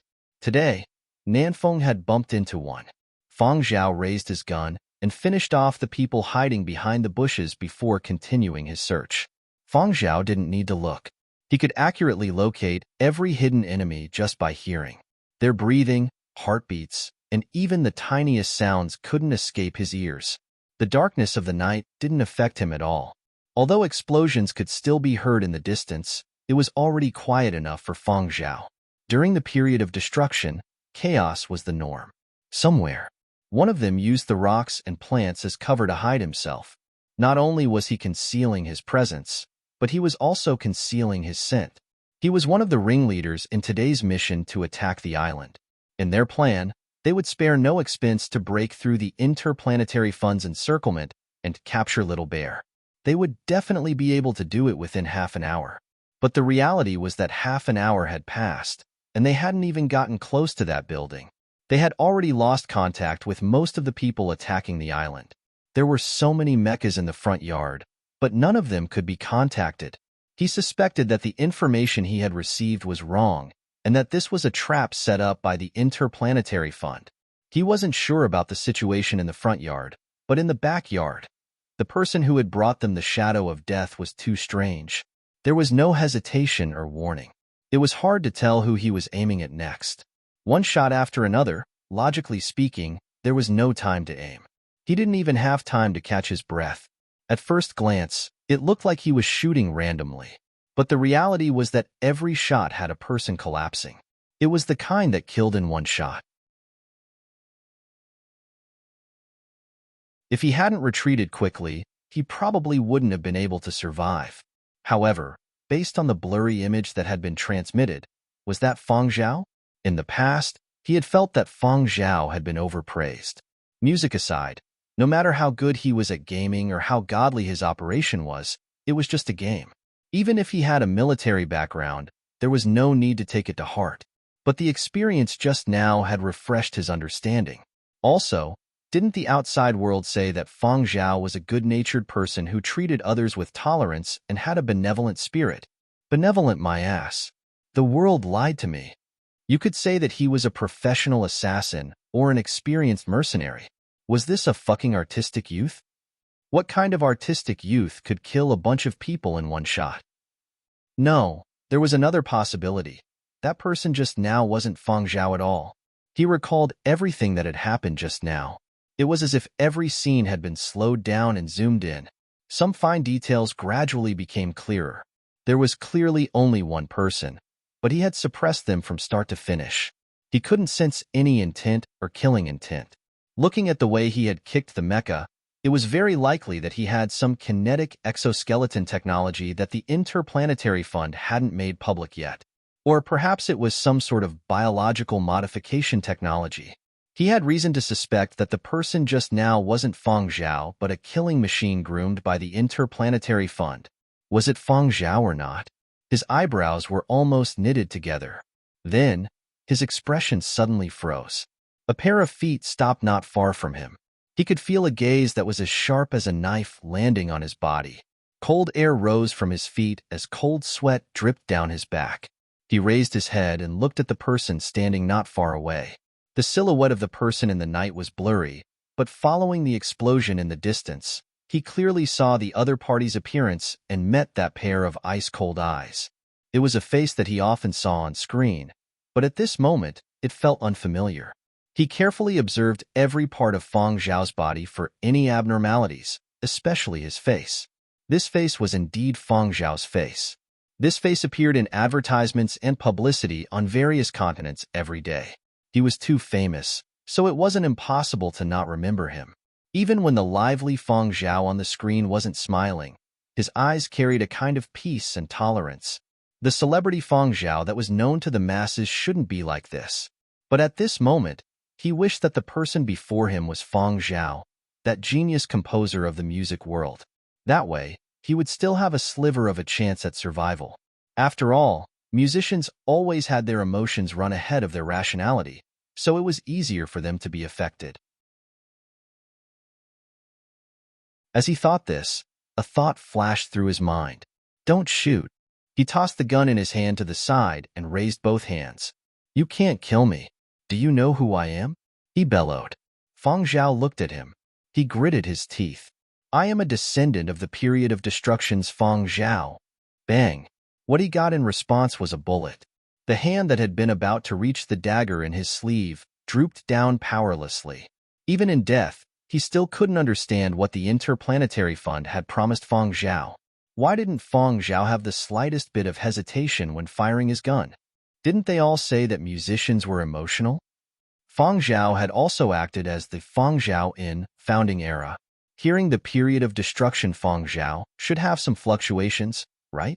If he was still alive, he would surely have roared at Feng Zhao. You aren't Feng Zhao.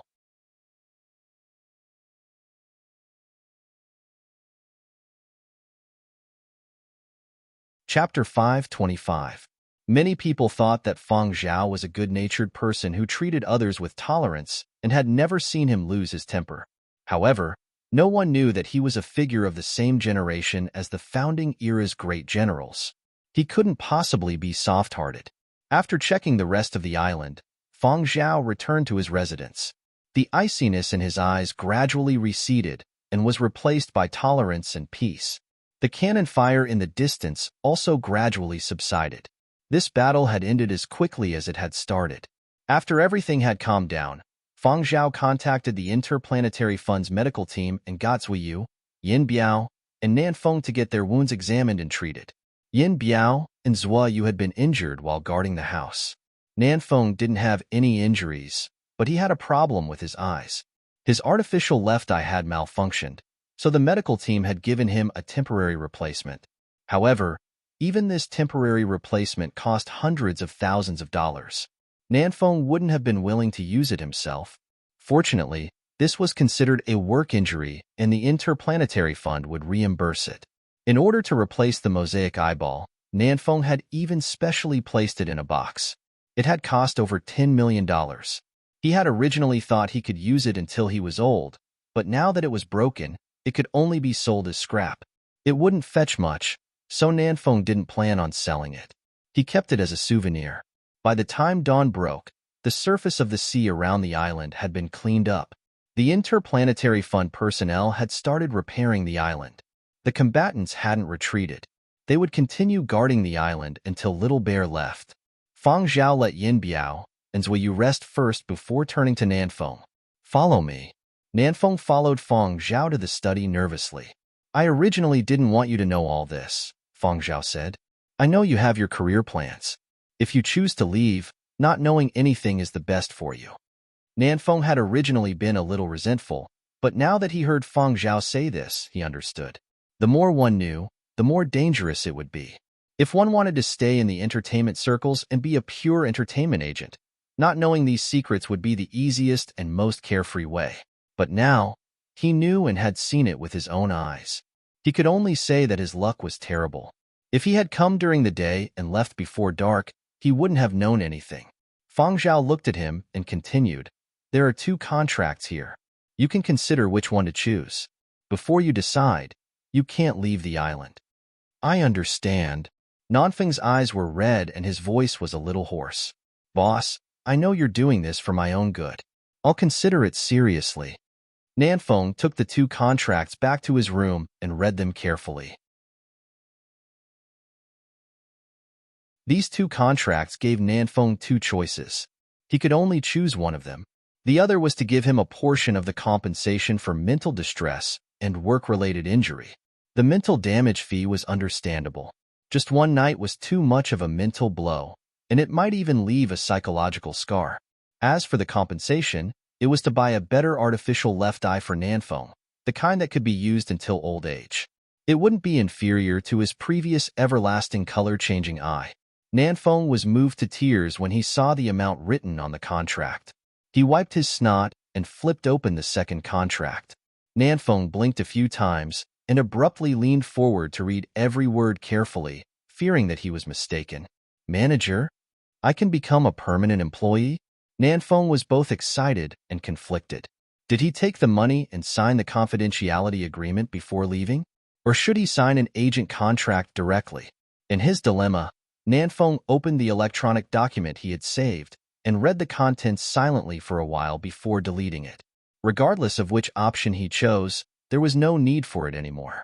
Fang Zhao gave Nanfeng some time to calm down and analyze the pros and cons before making a decision. Nanfeng sat in his room, not knowing what to do. He couldn't leave the island now, and he didn't have any other missions. Nanfeng didn't check his chat software and decided to go out for a walk. He saw Yin Biao walking out the moment he stepped out. Didn't catch up on sleep? Nanfeng asked. Yin Biao stretched his arms. I couldn't sleep, so I came out to take a look. What about you? What did boss say to you? Are you still quitting? Nanfeng shook his head. Boss asked me to consider it. I don't know what to choose either. That's right. Calm down and make a new career plan with a new outlook. Yin Biao patted Nanfeng's shoulder and glanced at the door. If you have nothing to do now, you can bring Curly Hair out for a walk. Let him walk around the island and see if he can discover anything else. Nanfeng didn't dare. He had seen how Curly Hair had swallowed people last night. How could he not be afraid now that he was in close contact with such a dangerous creature? But considering the manager's contract, should he give it a try? He had to give it a try to know if he could accept this position.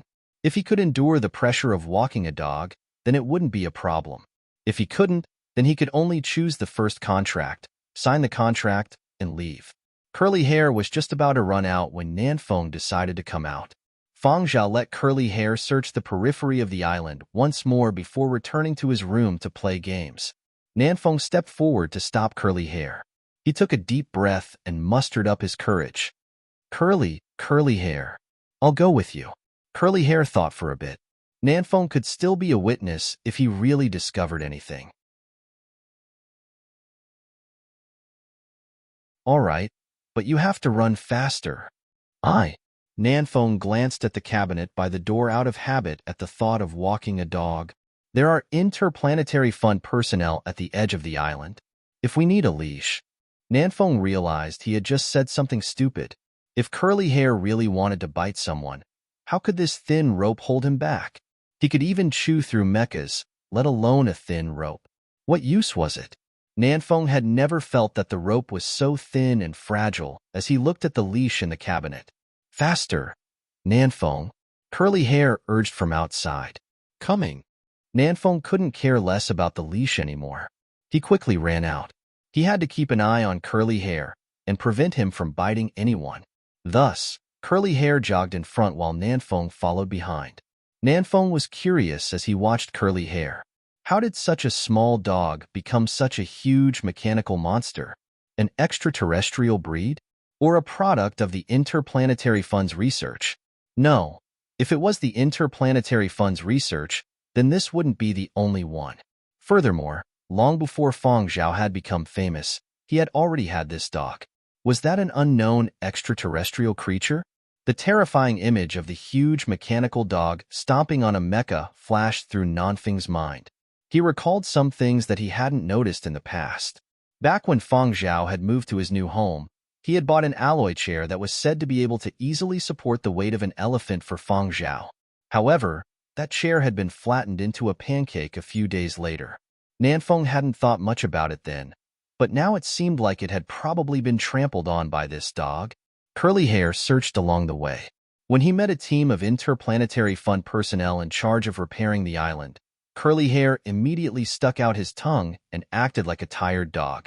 Nanfeng, he wasn't going to be fooled by this scene. Acting. It was all an act. This dog had studied at Huangzhou Academy of Art with Feng Zhao. However, Feng Zhao had studied music, while this dog had studied acting. Look at how well this dog acted. His acting skills were seamless, and even Nanfeng had been fooled. When he couldn't see the Interplanetary Fund personnel, Curly Hair deactivated his tired dog mode and prepared to speed up. Curly Hair. Nanfeng called out. Curly Hair looked over suspiciously. Ow. Although he wasn't used to it, Nanfeng's nervousness dissipated a little when he saw that Curly Hair seemed easy to talk to. Don't be in a hurry to leave. Let's talk for a bit. Otherwise, we won't be able to talk anymore when I leave, Nanfeng said. Curly Hair was originally a little unhappy about being stopped, but he was frightened when he heard the latter half of Nanfeng's words. Tears welled up in his dog's eyes. Nanfeng, don't go. If Nanfeng left and a new person came, Curly Hair would have to pretend to be a pet dog again. It wouldn't be convenient for him to eat snacks or play games. It hadn't been easy for Nanfeng to find out the truth. How could Curly Hair let Nanfeng leave just like that? Furthermore, Nanfeng was so quick-witted that he could cover for him in the future. Yin Biao and Zhua Yu weren't as capable as Nanfeng. Who knew? Nanfeng might even be able to secretly make one to satisfy his cravings if Feng Zhao confiscated the game console in the future. Planet Yin's retro handheld game console was thanks to Nanfeng. He could play a game console while taking a stroll. Meanwhile, on Nanfeng's side, Nanfeng was extremely touched when he saw Curly Hair's clear and sincere eyes. Look, what a good dog. I didn't treat him so well in vain. This isn't a pet's reluctance to part with its breeder. This is the recognition of a powerhouse. This proves that I'm irreplaceable. Nanfeng's spirits were lifted. He felt even more confident in himself and was in high spirits like never before. I, King Nanfeng, am alive again. The scales in his heart had already tipped. As an official manager, he would be able to stand at a higher position. His salary would be higher and the pressure would be greater. But what wouldn't there be pressure? Great pressure meant great responsibility. Only this kind of job was worthy of me, King Nanfeng. The word manager carried a sense of mission. His chest was surging with hot blood. How exciting. Besides, no matter what happens, I still have a backer. I have a boss who's inhumanly strong and a dog who's inhumanly strong, dog. Then who do I have to be afraid of? My horizons are different. My thoughts are different. Looking back at the me from last night, I've really been laughably childish. So what if I don't have musical talent? Can anyone from a music class compete with me? Can their hearts be as strong as mine? Can anyone walk a dog? Can anyone be better than me?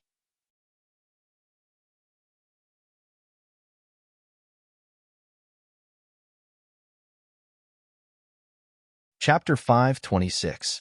Although all sorts of shocks were concentrated together, Nanfeng was able to accept them much faster than Yin Biao and Zhuayu. Feng Zhao had given him time to consider, but Nanfeng had come up with a new career plan in just 2 days, a career plan for a manager. He took this proposal and went to find Feng Zhao to sign the second contract. When he came out of the house again, Nanfeng looked at the clouds in the distance and clenched his fists. Yin Biao asked, "You signed a manager?" Nanfeng didn't reply directly. "Listen." Yin Biao. "Listen to what?" "The sound of dreams coming true. How wonderful." Yin Biao. "As long as you're happy." Nanfeng smiled and looked around. "Where's Curly Hair?" "Always in his room," Yin Biao replied. "How can a dog always stay in his room?" Nanfeng realized something was amiss. If Curly Hair really wanted to go out, nobody could stop him unless the boss didn't allow it. "What's going on? What's he doing in his room?" Nanfeng asked. "Playing games." "He pulled an all-nighter again," Yin Biao replied calmly. "Nanfeng? What nonsense are you spouting?" Nanfeng didn't want to believe it, but a dog that could turn into a mechanical monster, talk, and play games. That seemed acceptable. Yin Biao felt sorry for Nanfeng. This comrade had suffered a mental blow on the first day of his new job. However, Yin Biao retracted his thoughts the next day. Nanfeng was playing games with Curly Hair. They seemed rather happy. Yin Biao. Are all managers so strong-willed? Besides Curly Hair, Nanfeng also learned of Little Bear's existence. He knew that the island had been attacked because of him. Little Bear would come over to watch dramas with Curly Hair when he was playing games. Anyway, everyone in the house knew of his existence, so he wasn't willing to hide in the basement. A month later, someone from the Interplanetary Fund came to pick up Little Bear. The Interplanetary Fund's head, Yu Hua, came personally. Yu Hua smiled and shook hands with Feng Zhao. "Thank you for your hard work." Whether it was saving Yuan Zheng on planet Een or protecting Little Bear, she had to give Feng Zhao credit for the outer space immigration plan and even future interstellar travel. Yu Hua and Feng Zhao had a private chat after letting Little Bear play by himself. Nanfeng and the other two also consciously avoided it. The conversation between the big shots would definitely involve important secrets, but they were not curious. They already knew enough, and the more they knew, the more pressure they felt. Curly Hair looked to both sides before wagging his tail and going back to his room to play games. It knew that once these people from the Interplanetary Fund left, it would have to start studying and taking exams again. Its good days of playing games without restraint had come to an end. Now was the time to play a little longer. There were only Yu Hua and Feng Zhao in the study. Before Little Bear was sent to the island, Feng Zhao had told Yu Hua via long-distance communication that he would protect Little Bear. After everything was over, Yu Hua had told Feng Zhao about her and her family's origins. Feng Zhao had never let down his guard against these extraterrestrial visitors. Yu Hua looked at Feng Zhao. When she had first found out about Feng Zhao, she had only seen him as a talented junior who needed to be supported and encouraged. Now, she saw him as a peer of the same generation. Neither of them were ordinary people. Her ancestors had different genes, while Feng Zhao had changed due to external factors. Both of them had their own secrets. Yu Hua smiled faintly as she accepted the tea Feng Zhao offered. "Just as you guessed, my grandfather, who is also known as Great Master Hengxin, doesn't belong to this planet. Instead, he came from a distant galaxy. He came here by chance and was unable to return.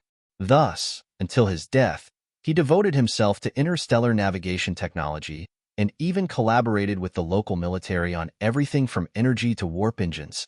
No one could have imagined that the so-called God-level engineer Great Master Hengxin, this mad scientist, was actually an alien.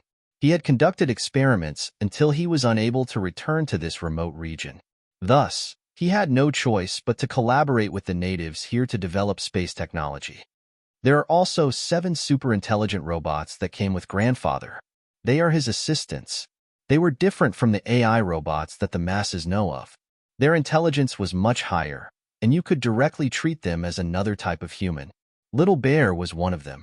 The super-intelligent robots would obey, but they would also rebel. After my grandfather passed away, the 6 super-intelligent robots had a disagreement and betrayed him. The Interplanetary Fund suffered great losses, and the development of warp engines came to a halt.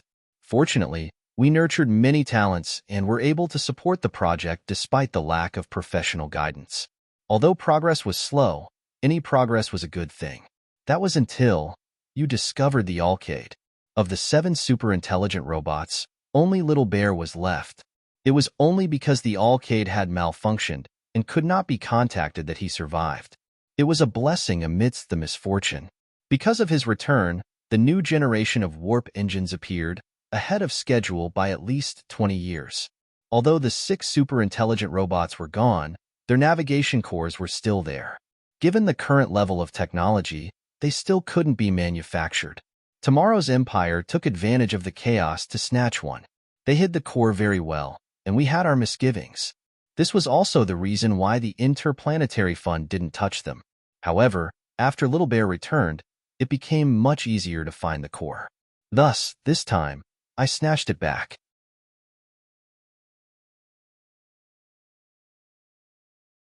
He wouldn't have to worry so much if he brought it to Planetine. Prison break meant death. Little Bear promised, I will take good care of it. I will send you updates on its status every day. Feng Zhao replied, that's not necessary. I want it. I want it. When the time comes, I will make an intelligent mechanical sea slug for you. Little Bear hugged the autographed photo Feng Zhao had given him and left, turning back every few steps. When the house was out of sight, Little Bear asked Yuhua, Feng Zhao values the space project a lot. Yuhua nodded. Yes, he also said that he hopes our speed of success can catch up to the speed of his aging. Little Bear sighed. Humans here start to age after 100 years old. His genes are different from yours, and his lifespan is too short. Also, are we sure we can succeed in 100 years? I'm not even sure how long it will take to crack and reconstruct the core. If the core isn't completed, even if the warp engine is upgraded to 5 generations and the spaceships are built, we won't be able to go far. It's easy to get lost. He might not have any obvious changes in 100 years, Yuhua said. Really? Then how long can he live? I don't know. Maybe he can live for another 500 years? Yuhua chuckled as she spoke. She single-handedly picked up the dawdling Little Bear and carried him onto the flying transport. The Interplanetary Fund personnel had all left. The small island had also been repaired. Even if outsiders came, they wouldn't know that an intense battle had taken place here. As participants of the battle, Nanfeng and the other 2 had also received gifts from the Interplanetary Fund. The Interplanetary Fund had gifted Nanfeng a new eyeball. He just needed to go to the hospital and activate it. It was an intelligent eyeball with scanning capabilities. Nanfeng chuckled sheepishly as he touched his new eyeball. The Interplanetary Fund had always been at the forefront of technology. However, they mostly cooperated with the military, so high-end products weren't easy to obtain. This was truly a blessing in disguise. Nanfeng was very happy. He wasn't even envious of Yin Biao and Zhua Yu's exoskeleton armors. What exoskeleton? I have curly hair.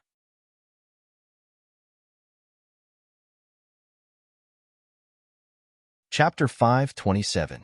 From the start of the Outer Space Immigration Program to the approval of the first batch of applicants, there had been no silence in the half-year observation period. Every continent and every corner was in a state of excitement and apprehension. Netizens would start talking about this topic every day when they went online. In order to seize the market, manufacturers had come up with many clever tricks. Celebrity endorsements were indispensable. Even if some manufacturers had already announced that they did not need endorsements, they would still invite celebrities for their online and offline activities to boost their popularity. Gradually, the company that invited the most celebrities, who had a high status, and who could invite the top traffic of various industries, would have a strong and powerful brand with a high status. Of course, if they could invite celebrities and experts, it would give the public an even more reliable feeling. Therefore, this half-year could be said to be the highlight of the various continent celebrities. Even some that had already faded from public view welcomed a second spring in their careers. As for Feng Zhao, As the public safety advocate and ambassador of the Outer Space Immigration Program, he had never faded from public view. Although he had not accepted a single commercial event during this period, as long as people took public transportation, watched videos online, or went to entertainment venues, they would know who Feng Zhao was. Even people who were face-blind could recognize his face. The only endorsements Feng Zhao was still active on billboards were for Fiery Bird's headphones and game consoles. As the spokesperson for Fiery Bird's two high-end products, the Dining series of headphones and the 10th generation gaming console, Feng Zhao had also shot a new short commercial, and sales had reached a new peak. Fiery Bird's face was about to burst from laughing. Now, half a year had passed, and the applicants for the Outer Space Immigration Program had received their final results. Some were happy, while others were worried. However, for the masses, this was a good thing. It was an event worth remembering. Television stations, major live broadcast platforms, and social media people from every continent had started following up on the immigration program a week before it set sail. On the day of the program's departure, they were fighting for the scoop even if they had to forego food and water. Yenzhou. On the ground floor of a building complex, a young man dragged a suitcase out of an old elevator. At the same time, he was holding a live broadcast tool. Hello everyone, I am host Little Bug. I have already set off. The current host Little Bug was clean and fresh. Even his fingernails had been trimmed to a glossy gloss. His entire body was sparkling. If it wasn't for his old fans, they wouldn't have been able to associate him with the useless otaku from half a year ago, who would always use the phrase lowly. This person had really undergone a 180-degree change. On the day he had received the approval, he had been bawling his eyes out in front of hundreds of thousands of viewers. Little Bug dragged his suitcase out of the dimly lit building. I'm moving. After the approval, I submitted the welfare housing application. It has already been approved. At least I don't have to worry about not having a place to stay or a dormitory. I have also applied for a job. It has been approved. I just have to wait for the interview. I have to go to the community gathering point and then head to the train station with the others before taking a flying transport to Yenzhou Spaceport. I heard that Feng Zhao will be heading over today. When we arrive at the spaceport, we will be able to take a photo with him if we draw the lucky lot. Walking on the streets of Black Street, Little Chong raised his head and looked at the narrow, bright blue gap between the towering buildings. For the last time, he used his gaze to trace the outline of the sky above his head. The wind that blew against his face still carried the smell of rust and decay, but his mood was completely different. Little Worm smiled and quickened his pace, dragging the box behind him. He said to the audience in the live streaming room, I see the gathering point. So many cars. In a bit, the first batch of people will be gathering at Yenzhou's airport. We still have to go through the paperwork and verify their identities. I will be very busy later, so I will stop the live broadcast. Everyone can watch the official live broadcast. The entire migration process will be broadcasted.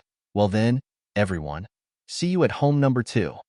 After turning off the live broadcast, Little Bug went to the assembly point to register and followed the staff to the waiting room. On the TV screen in the waiting room, above the blue dome of heaven was playing. It was already in its second season, and many people were watching it. The first season had been pretty good, but after the second season came out, the reviews were even better, especially the music. The number of plays and downloads on various music platforms far exceeded that of the first season. The first season could not be said to be bad. The music was not out of character, but it was very infectious.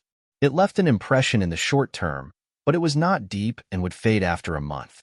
As for the second season, not to mention the theme and the opening and closing scenes, just some of the music was enough to make people want to search for it and collect it.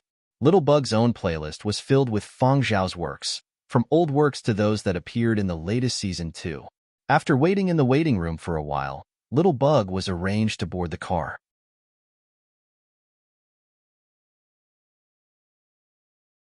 Nanfeng was stunned but did not probe further. Then, I will go arrange a car? No need. I will be heading out alone. Look after curly hair. Nanfeng understood that this was Feng Zhao's private matter. He did not wish for anyone else to tag along. All right. Feng Zhao was heading out alone in the afternoon. Since curly hair was not bringing him, Nanfeng could only accompany him to play games. After finishing his morning work and lunch, Feng Zhao left the hotel in an inconspicuous car. As he passed by the black street where he had once lived, Feng Zhao stopped at a parking space. The midday sun shone through the crisscrossing facilities above and shone sporadically on the ground of the black street. A group of children were kicking a ball around and looking enviously at the flying cars taking off. My mom said it's our turn to move in the next batch. My dad says so too. Our whole family is moving. I heard that our new home has a large lawn. It won't hurt if you fall. The group of children shrieked excitedly as they discussed the news they had heard. Feng Zhao chuckled and drove off. He arrived at the Yinzhou Cemetery for Martyrs and walked in. The cemetery guards were already familiar with Feng Zhao. They might not necessarily recognize those famous celebrities, but they remembered Feng Zhao very clearly. When they had first seen Feng Zhao here, they had even treated him as a dangerous person. Later on, this person had become more and more popular. Their own music software had saved quite a bit of his music. They had also watched the founding-era Yinzhou chapter that Feng Zhao had acted in. However, what had left the deepest impression was that this person would come here at least once every year. However, at this time, as the ambassador of the Outer Space Immigration Project, this person should be too busy to leave. Not to mention the business invitations, the official media would probably invite this person to participate in some activities. Why had he come to this place? When the entire nation was paying attention to the first batch of Outer Space Immigration Project, this person had actually come to the cemetery for martyrs. However, it was also because of this special time that there were practically no visitors or people paying their respects in the cemetery. It was empty and very quiet. The routine ID scan and registration records. The guards were curious and asked Feng Zhao, "Why are you here today? Looking for inspiration again?" Feng Zhao smiled and nodded, not saying much. "All right, you musicians are indeed different." Feng Zhao walked past the tombstones one by one until he arrived in front of his own. He brushed off the light dust on the tombstone and sat on the stone steps in front of the tombstone. If every tombstone was a star, that era would also have been filled with shining stars. The melody of despair and hysteria seemed like something that had happened a long, long time ago. Feng Zhao gazed at the azure sky. His gaze seemed to pierce through the atmosphere and gaze at the stars in the distance. The vast starry sky watched over everything in the universe. To them, nothing seemed new. Dynasties changed, prosperity alternated, history changed, and the heavens and earth rose and fell. Those bright and gloomy things came and went in an instant. The rocky planet beneath their feet seemed to be just an insignificant speck of dust in the universe. Only the people who lived on it knew its weight. However, now, people had already flown out from this rocky planet. "Time to set sail," Feng Zhao said softly. In the distance, a moving convoy left, and the sound of engines gradually faded. At the outer spaceport, a huge transport ship was docked at the side, about to set sail for an even further flight path. More and more people would forget the scars that had lasted for 100 years. They also wouldn't have to worry about not being able to retreat when the next apocalypse arrived.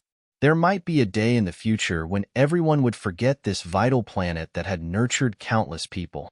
The scars that had lasted for 100 years would only exist in dust-laden historical records.